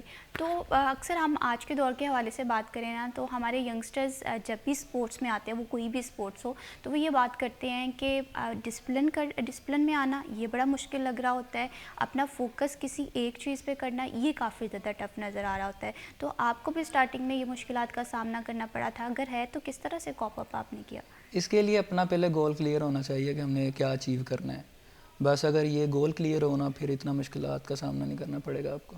بالکل اسی طرح سے کلیئرٹی تو بہت زیادہ ضروری ہے کہ اگر ہم کسی گیم میں بھی آتے ہیں، ظاہر سی بات ہے کہ سٹارٹنگ کوئی بھی آسان نہیں ہوتی ہے، اس میں آپ کو چیلنجز بھی ہوتے ہیں، ہار جیت کا سامنا کرنا پڑتا ہے. عامر اسلام صاحب، آپ سے میں سیم اسی کویشچن پہ آپ کا پوائنٹ آف ویو بھی جاننا چاہوں گی، کیونکہ آپ ینگسٹرز کو ٹرین کر رہے ہیں، کوچ بھی ہیں. تو ہمارے ینگسٹرز یہ بات کرتے ہیں کہ ہم لوگوں کو سب سے زیادہ مشکل آتی ہے ڈسپلن مینٹین کرنے میں، فوکس کرنے میں. تو بینگ اے کوچ آپ کس طرح سے سجیسٹ کرتے ہیں کہ کس طرح سے ہم کوپ اپ کر سکتے ہیں ان تمام چیزوں کو؟ یہ بات تو آپ کی بالکل صحیح ہے. ڈسپلن جو ہے نا وہ بہت امپورٹنٹ ہے. صبح جلدی اٹھنا اور رات کو جلدی سونا، یہ دو جو آج کل اس کا فقدان ہے، وہ سوشل میڈیا کی وجہ سے ہم اس میں بہت پرابلم میں ہیں. تو اس کا یہ جیسے فیض نے کہا کہ اگر آپ کا گول کلیئر ہے نا تو پھر کوئی چیز بھی ہرڈل نہیں بنتی. میں ایک تھوڑی سی اگزامپل دوں گا کہ پی وی سندھو ہے انڈیا کی پلیئر، اس نے اولمپک ٹائٹل میں پرفارمنس دی، شاید نمبر 2 یا 1 ہوئی. تو اس کے کوچ نے 8 مہینے اسے موبائل بالکل یوز نہیں کیا. لاسٹ اسے موبائل نہیں دیا، سوشل میڈیا تو دور کی، اس نے موبائل ٹچ ہی نہیں کرنے دیا. تو یہ پھر اس کی ڈیڈیکیشن کتنا مشکل کام ہے آج کل کے دور میں فون سے دور رہنا. تو پھر یہ ڈیڈیکیشن ہے اس کے لیے. پھر وہ اللہ نے اسے اتنی عزت دی کہ اس نے اولمپک میں ایک اچھا ٹائٹل حاصل کیا. تو یہ تو پھر تھوڑی سی کرنی پڑتی ہے گول سیٹ کر کے، تو پھر اس پہ ورک کرنا پڑتا ہے. اس کے ساتھ ساتھ عامر صاحب آپ کیا دیکھتے ہیں کہ اگر ایک انسان ہے وہ بیڈمنٹن کا پلیئر بننا چاہتا ہے تو اس میں کچھ کوالٹیز پہلے سے آئیڈینٹیفائی ہونی چاہیے، یا اس گیم میں کوئی بھی آ سکتا ہے، صرف اور صرف ضرورت جو ہے وہ ہارڈ ورک کی ہے؟ میم آپ نے ہمیشہ سنا ہوگا کہ ٹیلنٹ، آف کورس ٹیلنٹ بہت میٹر کرتا ہے، لیکن میرا جتنا بھی ایکسپیرینس ہے، اب تو مجھے 40 سال ہو گئے ہیں اس فیلڈ میں، تو ہر بچے میں اللہ نے ٹیلنٹ دیا ہوا ہے. فرق صرف اتنا ہوتا ہے کہ ایک بچہ اگر 10 دفعہ کرنے سے سیکھ جاتا ہے تو وہ کوئی ذرا تھوڑا سا اگر مائنڈلی تھوڑا سا ویک ہے تو وہ 20 دفعہ کرنے سے سیکھ سارے ہی جاتے ہیں. یہ بالکل غلط ہے کہ وہ سیکھتا نہیں ہے. سیکھ سارے جاتے ہیں، بس کسی کو ذرا محنت تھوڑی سی زیادہ کرنی پڑتی ہے، کسی کو کم. جس کے میں ٹیلنٹ ہوتا ہے وہ ذرا کم محنت کر کے اچھی اچیومنٹ لے لیتا ہے، جس میں ذرا کم ہوتا ہے تو وہ زیادہ محنت کرتا ہے. تو آج کے ینگسٹرز میں آپ دیکھتے ہیں کہ کنسسٹنسی ہے، کیونکہ آپ کا تعلق ہی ایک ایسی فیلڈ سے ہے جہاں پر آپ لوگوں کو ٹرین کر رہے ہوتے ہیں. خاص طور پہ اگر ہم آج کے جنسی کے حوالے سے بات کریں، بہت سارے لوگ یہ بات کرتے ہوئے دکھائی دیتے ہیں کہ ان میں ٹالرنس اتنی زیادہ نہیں ہوتی، انکنسسٹنسی ہوتی ہے، بہت جلدی فیڈ اپ ہو رہے ہوتے ہیں. تو آپ ان تمام چیزوں کو آج کے سینیریو میں کس طرح سے دیکھتے ہیں؟ کیا یہ ساری چیزیں جو ہے یہ باقی فیلڈ میں جو ہے وہ ہم لاگو کر سکتے ہیں کہ یہاں پر بھی آپ کو ان چیلنجز کا سامنا کرنا پڑتا ہے؟ یہ بات آپ کی ٹھیک ہے کہ فیڈ اپ بہت جلدی ہو جاتے ہیں، لیکن اس میں اگر ہم یہ چیز ذرا تھوڑا سا دھیان دیں کہ ہم کوئی بھی اسٹڈی کرتے ہیں تو ہمیں 14-15 سال لگ جاتے ہیں، تو پھر کوئی گول اچیو ہوتا ہے. تو اگر سپورٹس میں ہمیں 3-4 سال لگ جاتے تو گھر والوں کو یا کسی کو بھی ایک پریشانی شروع ہوتی ہے کہ 4 سال ہو گئے تمہیں کھیلتے ہوئے تو کوئی اچیومنٹ نہیں ہے. تو ہم بہت جلدی اس وجہ سے. پھر دوسری بات یہ ہے کہ جب ہم اسٹڈی پہ خرچہ کر رہے ہوتے ہیں بہت زیادہ پیسے لگتے ہیں، تو وہی جب ہم سپورٹس پہ خرچ کرتے ہیں تو ہمیں پرابلم ہو رہی ہوتی ہے. یہ ہم نہیں دیکھتے کہ اس میں بچے کا مائنڈ کتنا اچھا چل رہا ہے، سوشل میڈیا سے دور ہے، فزیکل ایکٹیویٹی ہو رہی ہے، ایک ہیلدی انوائرمنٹ میں جی رہا ہے. اس چیزوں کا بینیفٹ نہیں وہ دیکھتے. پھر اس میں ایک اور جو سب سے بڑا بینیفٹ ہے کہ اگر آپ سپورٹس کرتے ہیں اور تھوڑے سے آپ بہتر ہو جاتے ہیں تو آپ کے اسکول میں فری فیس، کالج میں فری فیس، تو وہی پیسہ جو آپ نے اسٹڈی پہ خرچ کرنا ہے وہی آپ سپورٹس پہ خرچ کریں. اس میں آپ کا بچہ بھی فٹ رہے گا تو آپ کی اسٹڈی بھی اچھی چلتی ہے. بالکل. اور دوسری طرف اگر ہم آج کے ٹرینڈس کے حوالے سے بات کریں تو بہت ساری ایسی سرگرمیاں ہیں کہ جو کہ ہمارے پلیئرس کو متاثر کر رہی ہوتی ہیں. فیس فیملی سپورٹس کس طرح سے رہی؟ فیملی نے سپورٹ کیا؟ کیونکہ عموماً اگر ہم بات کریں نا کہ ہمارے پیرنٹس یہ بات کرتے ہیں کہ کھیل کود جو ہے وہ وقت کا ضیاع ہے، جو کہ ایسا بالکل نہیں ہونا چاہیے. آپ کو فیملی نے کتنا سپورٹ کیا؟ نہیں، مجھے فیملی نے پورا سپورٹ کیا ہے، شروع سے سپورٹ کیا ہے. مطلب پہلے اسٹڈی کا تھا، تھوڑا سا اسٹڈی کا ہوتا تھا، اتنی نہیں ہوتی تھی اگر جب گیم سٹارٹ کی تھی. ساتھ ساتھ پھر میں نے اسٹڈی بھی کرنی شروع کی.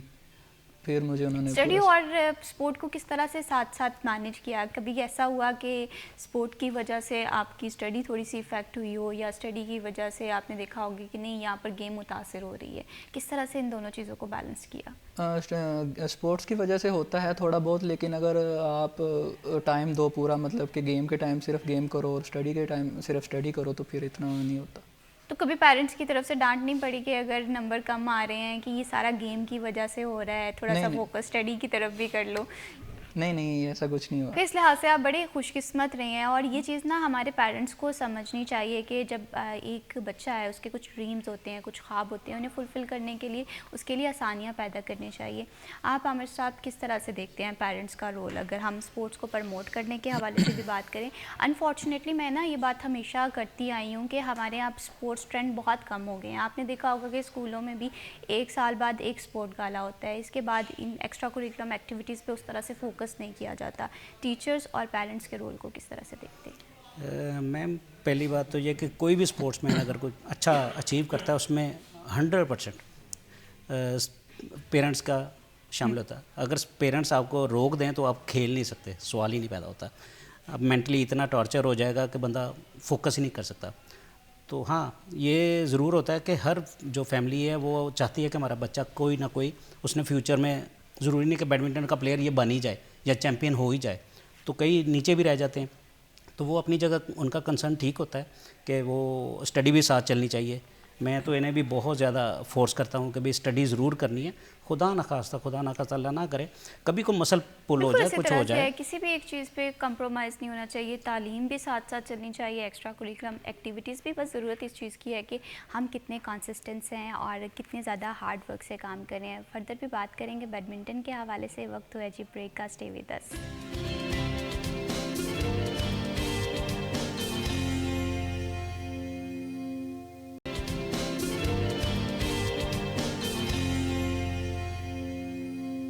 Welcome back after the break. آپ دیکھ رہے ہیں سٹی ایٹ 10 اور پروگرام میں ہم بات کر رہے ہیں بیڈمنٹن کے حوالے سے.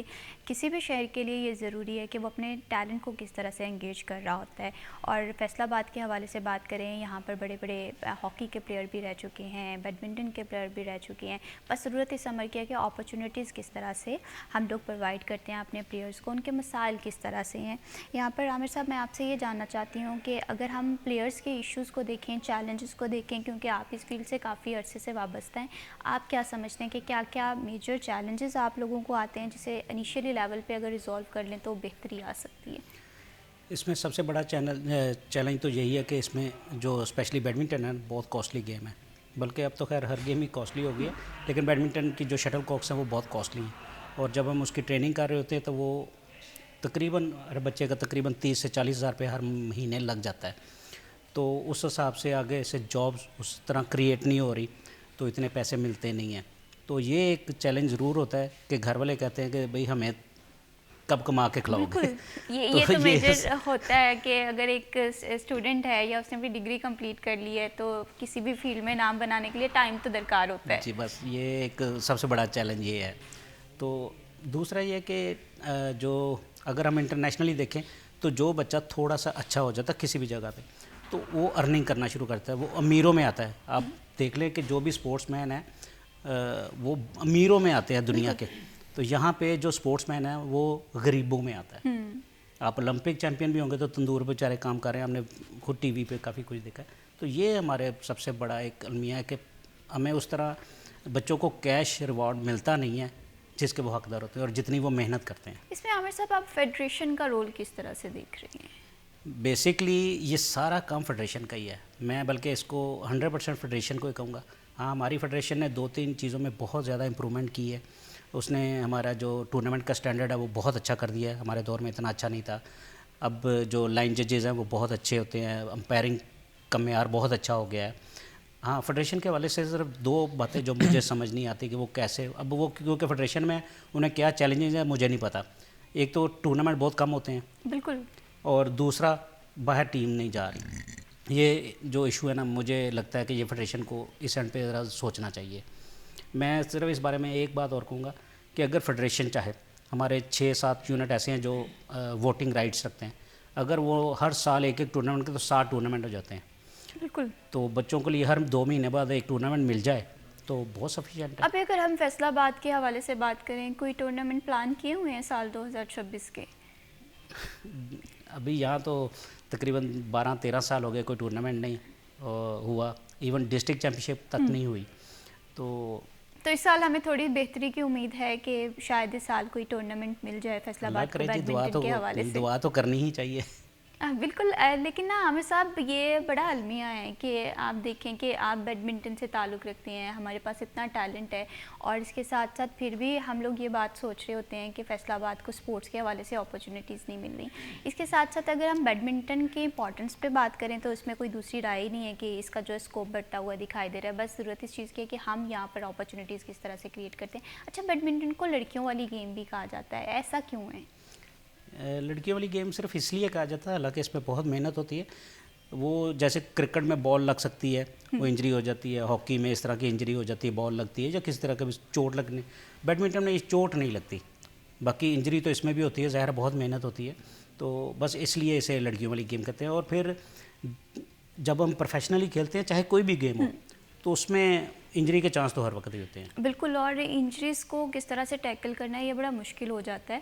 آپ فیض بتائیں کہ آپ کس طرح سے اس چیز کو ڈیل کرتے ہیں, کیونکہ جیسے بھی ہم بات کر رہے تھے کہ انجری کسی بھی پلیئر کے لیے اس کی پوری لائف پہ کہیں نہ کہیں کویشچن مارک لگ جاتا ہے, اسے اس چیز سے اوور کم کرنا ہوتا ہے. آپ نے ان تمام چیزوں سے کبھی انجری ہوئی آپ کو, اور آپ نے دوبارہ کس طرح سے بیک اپ کیا؟ جی مجھے انجری ہوئی ہے, کافی بار ہوئی ہے. اس کے لیے سب سے ضروری تو یہ ہے کہ آپ اچھا وارم اپ کیا کریں, گیم کے بعد اچھا اسٹریچنگ کیا کریں. مطلب کہ جتنا ہر مسل کی ٹریننگ کرنی چاہیے تاکہ وہ انجری سے بچ سکے. بالکل اسی طرح سے ہے, انسان کو چیزیں جو ہے وہ سیکھنے سکھانے سے ہی ہوتی ہیں. اور ظاہر طور پہ اگر ہم بات کریں ان لوگوں کی فیض جو کہ اس گیم میں آنا چاہتے ہیں, جیسے میں نے ابھی آپ سے بات کی تھی کہ کچھ نہ کچھ ان کے پاس کوالٹی موجود ہونی چاہیے, اگر نہیں ہے تو وہ کس طرح سے اپنے اندر یہ کوالٹی پیدا کر سکتے ہیں؟ کوالٹی جیسے سر نے کہا تھا کہ اگر کسی میں ٹیلنٹ نہیں بھی ہے تو وہ اگر 10 بار کرنے سے ایک بندہ سیکھتا ہے, نہیں تو دوسرا 15-20 بار کرنے سے سیکھ جاتا ہے. تو کیا کبھی آپ کی لائف میں ایسی کوئی سٹیج آئی کہ آپ کو لگا ہو کہ نہیں اب میں نے بہت اسٹرگل کر لیا, اب میں نے بہت محنت کر لی, now it's time to give up? نہیں, ایسا کچھ نہیں ہوگا.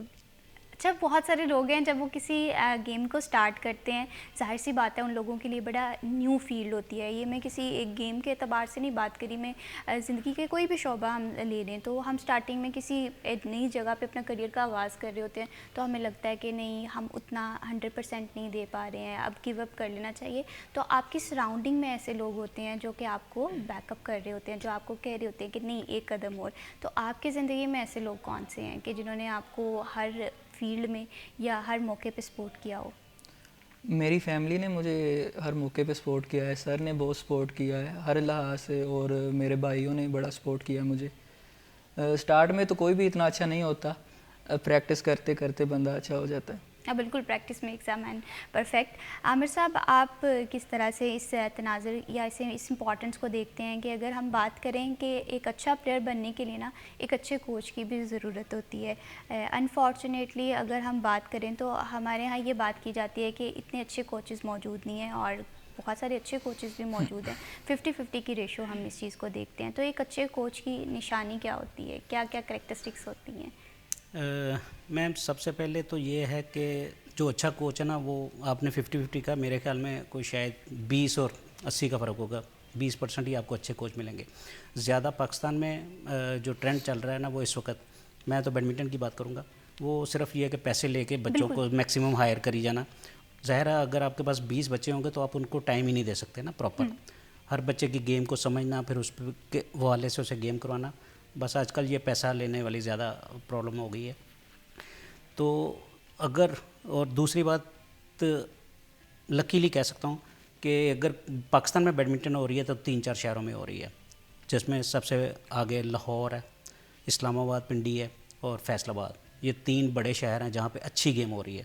چوتھے پہ تھوڑا سا کراچی بھی اس میں ہے تھوڑا سا. لیکن یہ کہ یہ اسی طرح ہے کہ اگر کسی نے کچھ بیڈمنٹن پلیئر بننا ہے تو پھر اس کے لیے یہی ہے کہ اگر آپ نے میڈیکل یا ڈگری لینی ہے تو پھر میڈیکل کالج میں جانا پڑے گا, کالج آپ کے گھر نہیں چل کے گا. اگر کسی نے بیڈمنٹن پلیئر بننا ہے تو اسے ان 4 شہروں میں موو ہونا پڑے گا. بالکل اسی طرح سے ہے, اور ویسے بھی کہتے ہیں big cities has big opportunity. تو کہیں نہ کہیں یہ تمام چیزیں بھی پلیئر کو افیکٹ کر رہی ہوتی ہے. بہت سارے ایسے پلیئر ہوتے ہیں جو اپنا شہر جو ہے ان کے لیے چھوڑنا بڑا مشکل ہو جاتا ہے. فردر پہ چیلنجز اور اپرچونیٹیز کے حوالے بات کریں گے, لیکن وقت کا بریک کا. اسٹے ود اس.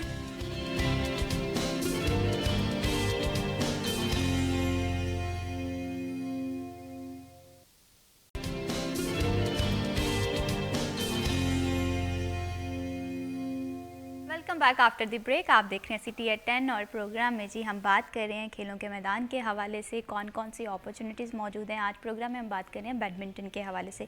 एक ऐसी गेम है जो कि हम देख रहे हैं कि इमर्जिंग गेम है, बहुत सारे लोग इस गेम में आना चाहते हैं और बहुत सारे ऐसे लोग भी हैं जो इस गेम में अपना नाम बना चुके हैं। हमें प्रोग्राम में ज्वाइन किया है national champion badminton Ahmad Gujjar ने। आइए खुशामदीद कहते हैं। अस्सलाम वालेकुम, कैसे हैं अहमद आप? अल्हम्दुलिल्लाह बिल्कुल ठीक।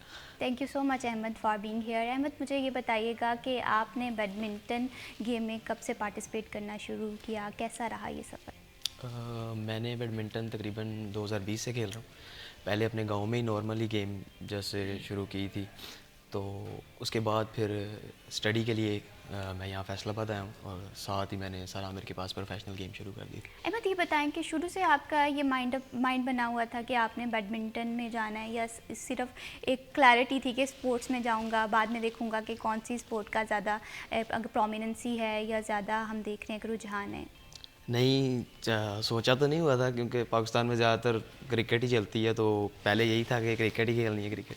लेकिन फिर सर्दियों में गांव में ऐसे ही नेट लग गया बैडमिंटन का, तो फिर बैडमिंटन खेलते रहे। फिर आहिस्ता आहिस्ता मेरे चाचू थे, उन्होंने मुझे देखा, फिर उन्हें लगा कि ये बैडमिंटन बेहतर खेल सकते हैं। फिर उन्होंने सर से बात की और फिर ऐसे ही बैडमिंटन प्रोफेशनल शुरू कर दी थी सर के बाद। बिल्कुल इसी तरह से है कि ना कि आपके आसपास वो लोग मौजूद होते हैं जो कि आपके अंदर के टैलेंट को खुद से ज़्यादा पहचान रहे होते हैं। समटाइम हमें नहीं पता होता कि हम अच्छे स्पोर्ट्समैन बन सकते हैं या हमें ये टैलेंट है। इसके साथ साथ आमिर साहब, अगर मैं जैसा कि ब्रेक के दौरान आपसे बात कर रही थी कि नो डाउट स्पोर्ट्स की इम्पोर्टेंस को तो कोई निगलेक्ट नहीं कर सकता, इस पर कोई दूसरी राय नहीं है कि हम लोगों को स्टडी के साथ साथ स्पोर्ट्स पर भी ध्यान देना चाहिए। लेकिन इसमें एकेडेमिया का रोल आप किस तरह से देखते हैं कि अगर हम बात करें बहुत सारे ऐसे लोगों की जो कि डिफरेंट सेक्टर से ताल्लुक़ रखते हैं, वो ये बात करते हैं कि हमारा जो एकेडेमिया है, हमारा जो करिकुलम है, उसमें स्पोर्ट्स को इतनी इम्पोर्टेंस नहीं दी जाती है। उसकी मेन रीज़न यही है कि जो हम छोटे छोटे घरों में स्कूल बनाए हुए हैं, तो उसको वो कहाँ पे बच्चों को खिलाएंगे? वो तो सुबह आते हैं, अपनी एक्टिविटी करते हैं पढ़ने की, तो घर चले जाते हैं, तो वो कहाँ पे बेचारे गेम करें? यहाँ पे गवर्नमेंट की थोड़ी सी जिम्मेदारी है, जो हमारे दौर में होती थी कि बच्चों के स्कूलों की टीमें होती थी, वो फिर आपस में स्कूलों के मैचेस होते थे, वो अब भी होते हैं। लेकिन जो स्कूल हैं लोगों उन पे एक, जैसे हम दीन में कहते हैं, फ़र्ज़ कर देना चाहिए कि भाई वो अपनी टीम ज़रूर बनाएं। बेशक 3-4 इवेंट में बनाएं ज़रूर, चाहे बैडमिंटन, ऐसी चीज़ें जो उस माहौल में हो सकती हैं। तो ये नहीं कि मैं कहता हूँ कि 22 की 22 गेमें बनाएं, कोई 4-5-6 टीमें हर स्कूल को ज़रूरी होना चाहिए कि वो टीमें बनाएं, ताकि स्कूलों के मैचेज़ हों, कॉलेजेस के मैचेज़ हों। होते अब भी हैं, लेकिन वो गवर्नमेंट लेवल पे कोई 7-7, 5-5 टीमें खेलती हैं।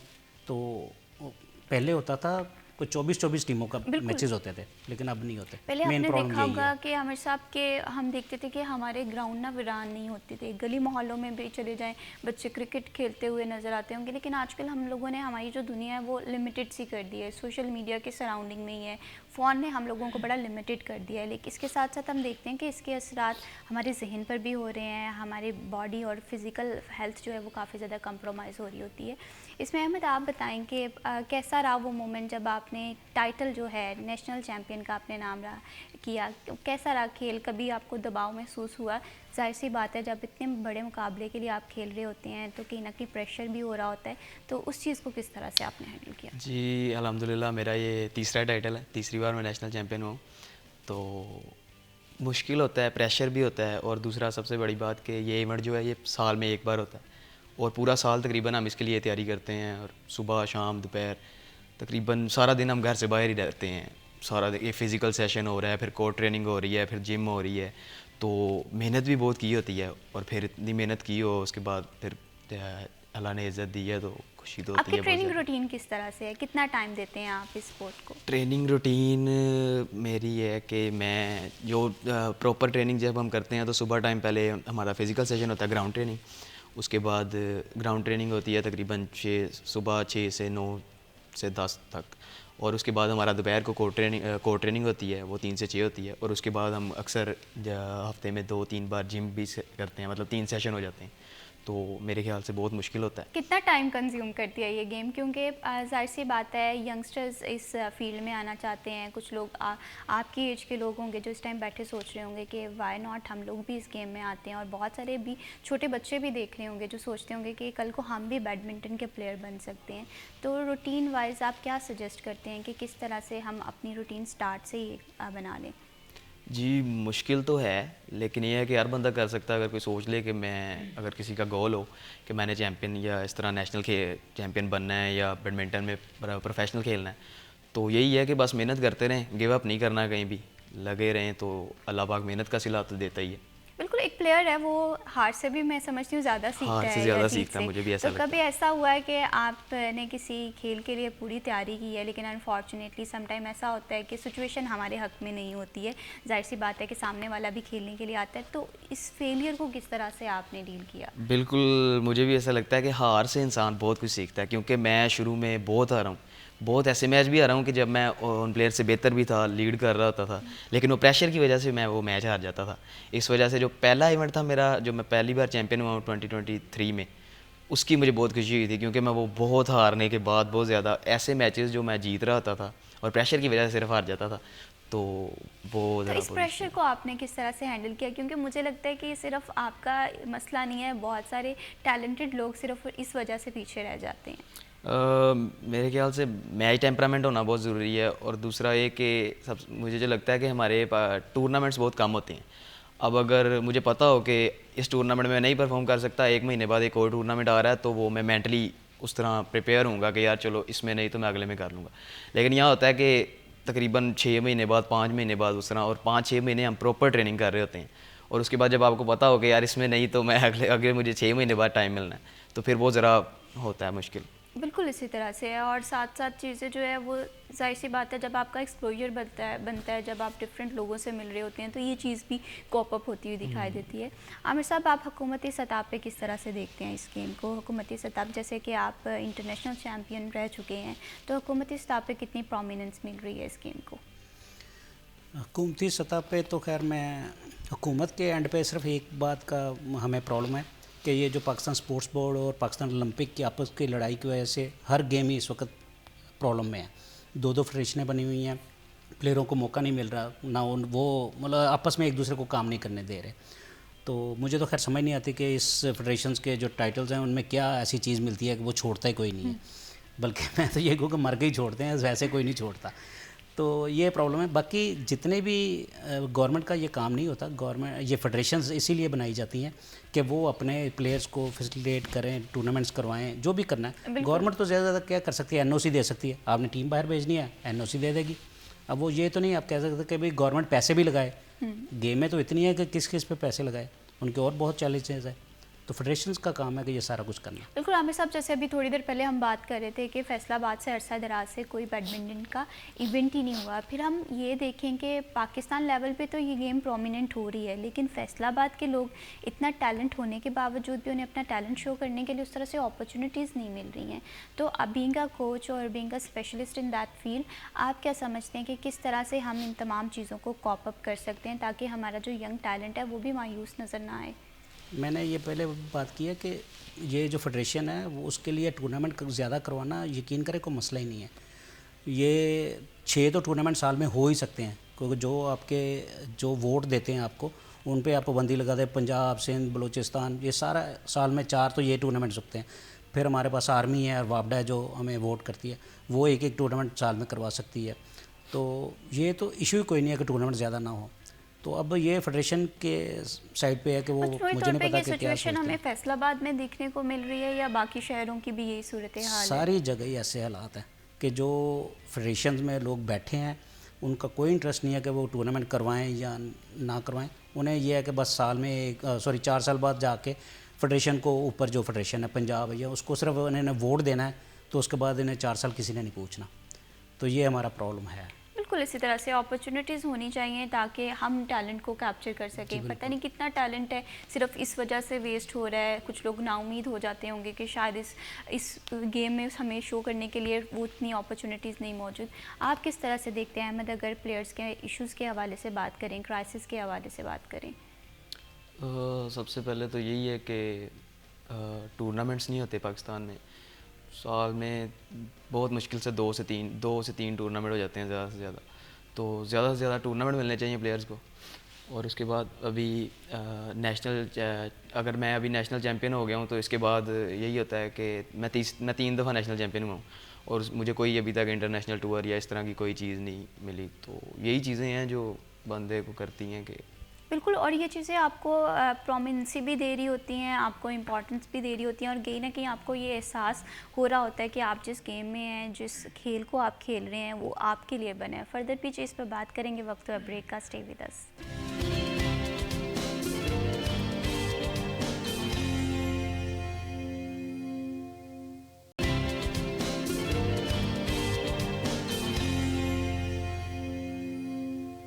Welcome back after the break. آپ دیکھ رہے ہیں سٹی ایٹ 10 اور پروگرام میں ہم بات کریں بیڈمنٹن کے حوالے سے. اپرچونیٹیز کس طرح سے ہے, پلیئرز کے ایشوز کیا ہیں, مسائل کیا ہیں, حکومتی سطح پہ کتنی پرومیننسی مل رہی ہے, اور وہ لوگ جو کہ اس ٹائم یہ بیٹھے سوچ رہے ہیں کہ انہیں اسپورٹس میں آنا ہے, تو اسپورٹس مین اسپرٹ بہت زیادہ ضروری ہے. پلیئرز سے ہمیں بہت کچھ سیکھنے کو ملتا ہے, کیونکہ جو جس گیم سے تعلق رکھ رہا ہوتا ہے وہ اپنے تجربات سے دوسروں کو بتاتا ہے کہ آیا اس میں پوٹینشیل کتنا ہے اور کس طرح سے ہم سیکھ سکتے ہیں. اس پر فردر پیچھے بات کریں گے. اس ٹاپک پہ گفتگو کرنے کے لیے ہمیں پروگرام میں جوائن کیا ہے نیشنل چیمپئن شپ سے تعلق رکھنے والے حزیمہ شہزاد نے. آئیے خوش آمدید کہتے ہیں.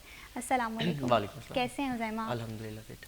Thank you so much for being here. سب سے پہلے حزیمہ یہ بتائیں کہ آپ نے کب سے بیڈمنٹن اسٹارٹ کی, کیسا ایکسپیرینس رہا آپ کا؟ میں نے تقریباً 4-5 سال سے بیڈمنٹن کھیل رہا ہوں. پہلے میں اپنے جڑا والا میں کھیلتا تھا, تو اس کے بعد ابھی فیصل آباد آیا ہوں ریسنٹلی, تقریباً 2 سال ہوئے. تو کیسا رہا ایکسپیرینس؟ فیملی نے کتنا سپورٹ کیا؟ عموماً ایسا ہوتا ہے کہ جب بھی ہم سپورٹس کے حوالے سے بات کرتے ہیں, بہت سارے پیرنٹس کا یہ مائنڈ سیٹ ہوتا ہے کہ اسے ایز اے کریئر نہیں ہم لے سکتے ہیں. کریئر کے لیے ایک اسٹوڈنٹ کے پاس ڈگری بھی ہونی چاہیے. ہاں, اسے پارٹ ٹائم ایک ایکٹیویٹی کے طور پہ ضرور لیا جا سکتا ہے. تو آپ کے پیرنٹس کا کیا کہنا تھا اس حوالے سے؟ جی, مطلب یہ بات ان کو سوچنی چاہیے کہ ہر انسان جو ہے وہ ہر چیز کے لیے نہیں بنتا. تو اگر ہم اسٹڈی میں اچھے نہیں ہیں تو اس کا مطلب یہ نہیں کہ ہم کچھ بھی نہیں کر سکتے. ہم سپورٹس میں اچھا کر سکتے ہیں اگر ہم محنت کریں تو اسی لیے مجھے لگتا تھا کہ میں سپورٹس میں اچھا کر سکتا ہوں, تو میں نے مطلب کوشش بھی کی, اور الحمدللہ ان کی بھی پوری سپورٹ تھی اس میں. ٹھیک ہے, کیسا جا رہا ہے آپ کا ایکسپیرینس؟ لائک ایسا ہوتا ہے کبھی کبھی کہ انسان سوچتا ہے کہ آیا کہ اس میں اتنی اپرچونیٹیز نہیں ہیں, اس میں پوٹینشیل تو ہے, لیکن کہیں نہ کہیں جیسے ابھی ہم بات کر رہے تھے کہ ٹورنامنٹ نہ ہونے کے برابر ہیں. کبھی آپ کو ان تمام چیزوں نے نا امید کیا ہے, یا آپ نے ان چیلنجز کو کس طرح سے کاپ اپ کیا؟ بالکل, مطلب انسان ہوتا ہے کہ اگر آپ بہت زیادہ محنت کریں اور آپ کو اتنا ریوارڈ نہ ملے تو انسان کو مایوسی تو ہوتی ہے, لیکن بس خود کو کنٹرول کرنا پڑتا ہے, کیونکہ شوق بھی ہے اور فیملی کی سپورٹ بھی. اچھا, مجھے یہ بتائیے حزیمہ, وہ مومنٹ کیسا رہا جب آپ نے پہلی دفعہ آپ کورٹ میں اترے اور آپ نے مقابلہ ون کیا؟ تو کیسا ایکسپیرینس رہا, کیسا فیل ہوتا ہے؟ اچھا ایکسپیرینس ہوتا ہے کہ ایک انسان جو محنت کرے اور اس کو اس کا پھل مل جائے, تو یہ بہت بڑی بات ہوتی ہے ایک پلیئر کے لیے. اس میں کنٹینیوٹی کتنی شامل ہوتی ہے؟ اکثر یہ پلیئرز بات کرتے ہیں کہ ہمیں اپرچونیٹی نہیں ملتی, ہم عرصہ دراز سے پریکٹس تو کر رہے ہوتے ہیں, لیکن اپنا ٹیلنٹ شو کرنے کے لیے سم ٹائم جب مقابلے آتے ہیں تو موقع نہیں دیا جا رہا ہوتا ہے. تو آپ کے ساتھ اگر کبھی ایسی سچویشن ہوئی ہو تو آپ نے کیسے کاپ اپ کیا؟ موقع انسان خود بناتا ہے, موقع آپ کے پاس چل کے نہیں آتا, موقع انسان نے خود بنانا ہوتا ہے. آپ کی بہتر پرفارمنس آپ کو موقع دیتی ہے, تو وہ تو نہیں کوئی روک سکتا. آپ کی بہتر پرفارمنس آپ کو خود موقع دے گی. بالکل اسی طرح سے سم اپرچونیٹیز جو ہیں وہ کریٹ کرنی پڑتی ہیں, اور کچھ اپرچونیٹیز موجود ہوتی ہیں. اس میں صرف ضرورت اس چیز کی ہوتی ہے کہ آپ کی نیت کتنی صاف ہے, آپ کتنے ہارڈ ورک اور کتنا اسٹرگل جو ہے وہ بیئر کر سکتے ہیں. اس کے ساتھ ساتھ احمد, آپ ان تمام چیزوں کو کس طرح سے دیکھتے ہیں؟ اگر ہم بیڈمنٹن کے حوالے سے بات کریں, اس میں آپ کا فوکس بہت زیادہ امپورٹنٹ ہوتا ہے, آپ کی فزیکل ہیلتھ بہت امپورٹنٹ ہوتی ہے, آپ نے ڈسپلن ہو کر رہنا ہوتا ہے. تو ان تمام چیزوں کو ایک ساتھ لے کر چلنا آج کے دور میں جہاں پر اتنی زیادہ ہم دیکھتے ہیں کہ مس گائیڈنگ بھی موجود ہے, مس لیڈنگ بھی موجود ہے, تو کس طرح سے آپ سجیسٹ کرتے ہیں کہ وہ لوگ جو کہ اس گیم میں آنا چاہتے ہیں تمام چیزوں کو ایک ساتھ لے کر چلیں؟ جی بالکل, سب سے پہلے تو ڈسپلن بہت ضروری ہے, کیونکہ یہ گیم بھی کچھ ایسی ہے کہ آپ کو 100% اپنا دینا پڑتا ہے اس میں. اور سب سے بڑی بات ہے کہ سپورٹس ہر انسان کو کرنی چاہیے, کیونکہ اس وجہ سے بندہ اور بہت ایکٹیویٹیز سے بچا رہتا ہے. آج کل کے دور میں جو مطلب اگر کوئی نہیں کھیل رہا تو وہ موبائل میں یا اس طرح ٹائم ویسٹ کر رہے ہیں دوسری جگہ پہ. لیکن اسپورٹس انسان کو بہت کچھ سکھاتی ہے اور اس سے انسان دوسری سرگرمیوں سے جو غلط ہے ان سے بچا رہتا ہے. اس کے ساتھ ساتھ احمد یہ بھی بتائیے گا کہ جب بھی ہم گیمز کے حوالے سے بات کرتے ہیں تو بہت سارے لوگ یہ دیکھتے ہیں کہ آیا یہ بہت زیادہ کوسٹلی تو نہیں ہے, آیا یہ بجٹ فرینڈلی ہے, کیا ہم ان تمام چیزوں کو لے کر ساتھ چل سکتے ہیں. کیونکہ اگر ہم تھوڑا سا ہمارے ڈائنامکس کو اسٹڈی کریں, ہمارے جو پلیئرز ہیں وہ عموماً ایسے طبقے سے آتے ہوتے ہیں جو کہ مڈل کلاس ہوتا ہے, تو کیا بیڈمنٹن ایسی گیم ہے کہ جو تمام لوگوں کے لیے کر سکتے ہیں تمام لوگ؟ مجھے لگتا ہے کہ یہ باقی گیموں سے تھوڑی سی کافی مہنگی ہے, کیونکہ اس میں کرکٹ وغیرہ یا فٹ بال دوسری چیزوں میں اتنا نہیں ہے جتنی یہ مہنگی ہے نا, تو کافی مشکل ہوتا ہے مینیج کرنا. ہاں ہم نے بھی جب شروع کی تھی تو نہیں آئیڈیا تھا کہ اتنی مشکل ہے کہ نہیں, لیکن یہ ہے کہ آپ کو اگر تھوڑا بہت فیملی سپورٹ کر رہی ہو اور شروع میں اسٹرگل تو ہوتا ہی ہے لیکن پھر ریوارڈ بھی ملتا ہے. اس فیلڈ کو کریئر بنایا جا سکتا ہے؟ جی بالکل بنایا جا سکتا ہے, اگر تھوڑا سا ہمیں اور گورنمنٹ یا ہماری فیڈریشن سپورٹ کرے تو ایک بہت اچھا کریئر انسان کا بن سکتا ہے. کیونکہ اگر ہم دیکھیں نا کہ ہم تھوڑے سے پیرنٹس کی سائیکی کو تھوڑا سا اسٹڈی کریں یا ہم جس سوسائٹی میں رہ رہے ہیں تو ہمارا یہ ہوتا ہے کہ اگر آپ کے پاس آپ اس ایج تک پہنچ گئے ہیں, آپ 25 تک پہنچ گئے ہیں, تو اب اس کا مطلب ہے کہ اب آپ کو ارن کرنا شروع کرنا چاہیے. تو یہ تمام چیزیں اگر ہم بیڈمنٹن کے پوائنٹ آف ویو سے بات کریں کہ جو لوگ اسے کریئر بھی بنانا چاہتے ہیں تو اس میں اتنا پوٹینشیل ہے. میرا سوال کرنے کا مقصد یہ تھا. جی بالکل ہے, آپ کو اچھا ڈپارٹمنٹ لگ جاتا ہے, آپ پرفارم اگر اچھا پرفارم کریں تو 20-21 کی ایج میں آپ کو اچھا ڈپارٹمنٹ لگ جاتا ہے. اور دوسرا سب سے جو بڑا مسئلہ وہ یہ ہے کہ ہمیں اس طرح سپورٹ نہیں ہوتا. اگر اس طرح سپورٹ ہو تو انٹرنیشنل لیول پہ کھیلیں تو ایک بہت اچھا کیریئر بن سکتا ہے. لیکن یہ ہے کہ جیسے دوسرے ملک ہیں, انڈیا ہو گیا, وہ اپنے ساری گیموں کو سپورٹ کر رہا ہے, انہیں سب سے ٹورز ملتے ہیں, ٹورنامنٹس ان کے اپنے ملک میں بھی بہت ہوتے ہیں. دوسرا انہیں سال کے 10 سے 15 ٹورنامنٹ انٹرنیشنل ملتے ہیں جو ہمیں بڑی مشکل سے ایک بھی نہیں ملتا. بالکل اسی طرح سے. اور پھر جب نیشنل لیول پہ آپ کھیل رہے ہوتے ہیں اور اس کے بعد آپ انٹرنیشنل لیول پہ جاتے ہیں, اب باقی کنٹری سے بہت کچھ سیکھ رہے ہوتے ہیں. کیونکہ نیشنل تک تو چلیں انسان خود کر لیتا بندہ کہ یار نیشنل پاکستان نمبر 1 ہو جاؤں گا, اس کے بعد چلیں پھر پاکستان نمبر 1 تک تو بندہ خود جا سکتا ہے, لیکن اس سے اوپر جانے کے لیے تو ہمیں سپورٹ چاہیے نا. بالکل. کیونکہ ہوتے بھی زیادہ تر جو اچھے سپورٹس مین ہیں مڈل کلاس ہی ہوتے ہیں. میں بھی خود ایک گاؤں سے آیا تھا اور بہت مشکل ہوتی ہے اسٹارٹ میں, لیکن یہ ہے کہ تب بندہ ڈسائڈ بھی بہت ہوتا ہے جب آپ پرفارم کر رہے ہو اچھے. میں 3 سال سے نمبر 1 ہوں اور پھر آپ پاکستان نمبر 1 ہونے کے بعد تو پھر ہمارا انہوں نے ہی کرنا نا, فیملی بھی تب تک ہی کر سکتی ہے. اب اس سے آگے نیکسٹ ٹارگیٹس آپ کے کیا ہیں؟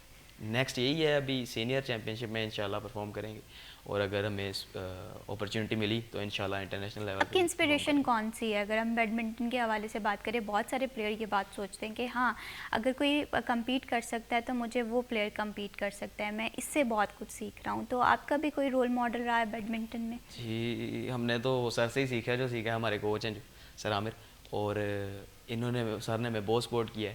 سب سے بڑی بات کہ یہ گیم اگر آپ نے پوچھا کہ کتنی مہنگی ہے نا, تو جو مجھے لگتا ہے میں اس لیے سروائیو کر گیا کیونکہ جب میں نے بیڈمنٹن شروع کی تھی تو سر کو میں نے میسیج کیا کہ سر میں نا بیڈمنٹن شروع کرنا چاہتا ہوں, تو کیا اس پہ خرچہ آئے گا یا کیا. تو سر نے مجھے یہی کہا کہ تم محنت کرنے والے بنو, کوئی پیسہ نہیں, کوئی فیس نہیں ہے, کیونکہ باقی جتنے بھی کوچز ہیں وہ ان کی فیس ہی اتنی ہے کہ مڈل کلاس بندہ شاید افورڈ نہیں کر سکتا اس طرح, اور کیونکہ گیم کا خرچہ بھی کرنا ہوتا ہے. تو یہ بہت بڑا ہمیں پلس پوائنٹ تھا کہ ہم ایک اچھے کوچ کے پاس آ گئے جنہوں نے ہمیں اس طرح ٹریننگ کروائی جس طرح لوگ کوچنگ فیس لے کے بھی نہیں کرواتے. بالکل اسی طرح سے. عزیمہ آپ اس اسپورٹ سے کیا کیا سیکھ رہے ہیں؟ کیونکہ ہر چیز جو ہے کوئی نہ کوئی ایکٹیویٹی ہمیں سکھا رہی ہوتی ہے. کوئی آپ کو ایک اچھا پلیئر بنا دیتے ہیں ان دی ٹرمز آف آپ کا جو فوکس ہے وہ بڑا شارپ ہو جاتا ہے, آپ ڈسپلن میں بڑے اچھے ہو جاتے ہیں. آپ نے بیڈمنٹن سے کیا سیکھا؟ ہم نے بیڈمنٹن سے کافی کچھ سیکھا کہ ہم غلط ایکٹیویٹیز سے دور رہیں, اور سپورٹس باقی جو ہے وہ غلط ایکٹیویٹیز سے دور رکھتی ہے بندے کو تاکہ بندہ اچھا پرفارم کر سکے, بندے کا ادھر ادھر دوسری باتوں کی طرف دھیان نہیں جاتا. تو کافی کچھ سیکھا الحمدللہ. اس میں ڈائٹ جو ہے وہ بھی بڑی پلان طریقے سے لے کر چلنی ہوتی ہے, اور کہیں نہ کہیں اپرچونیٹیز بھی موجود ہوتی ہیں, گیپ میں موجود ہوتا ہے. لیکن ضرورت اس چیز کی ہوتی ہے کہ حکومتی سطح پہ کتنی پرومیننس مل رہی ہے, فیڈریشن اس رول کو کتنا اچھے سے ادا کر رہا ہے, اور اس کے ساتھ ساتھ پلیئر کے مسائل کو سمجھنے کے لیے کیا کیا انیشیٹو لیے جا رہے ہیں, تاکہ اگر پلیئر کے مسائل ریزالو ہوں گے تو بہت ساری چیزیں جو ہیں وہ ہمیں بہتر ہوتی ہوئی دکھائی دیں گی. وہ بیڈمنٹن ہے, ٹائیکوانڈو ہے یا ہاکی ہے, کوئی بھی ہے, اپرچونیٹیز جو ہیں وہ کریٹ کرنے سے بہتر ہو جاتی ہیں. بہت شکریہ عزیمہ شہزاد, آپ نے پروگرام کے لیے وقت نکالا. بہت شکریہ احمد گجر, آپ پروگرام میں آئے جی. اسی کے ساتھ اگر ہم بات کریں تھوڑی سی اسپورٹس کے حوالے سے, تو اسپورٹس بہت زیادہ ضروری ہوتی ہیں. وہ لوگ جو کہ اس گیم میں آنا چاہتے ہیں تو اس کے لیے ہارڈ ورک, کنسسٹنسی اور ٹیلنٹ بہت ضروری ہوتا ہے. اسی کے ساتھ میں بھی شبیب کو دیجیے اجازت. اللہ حافظ.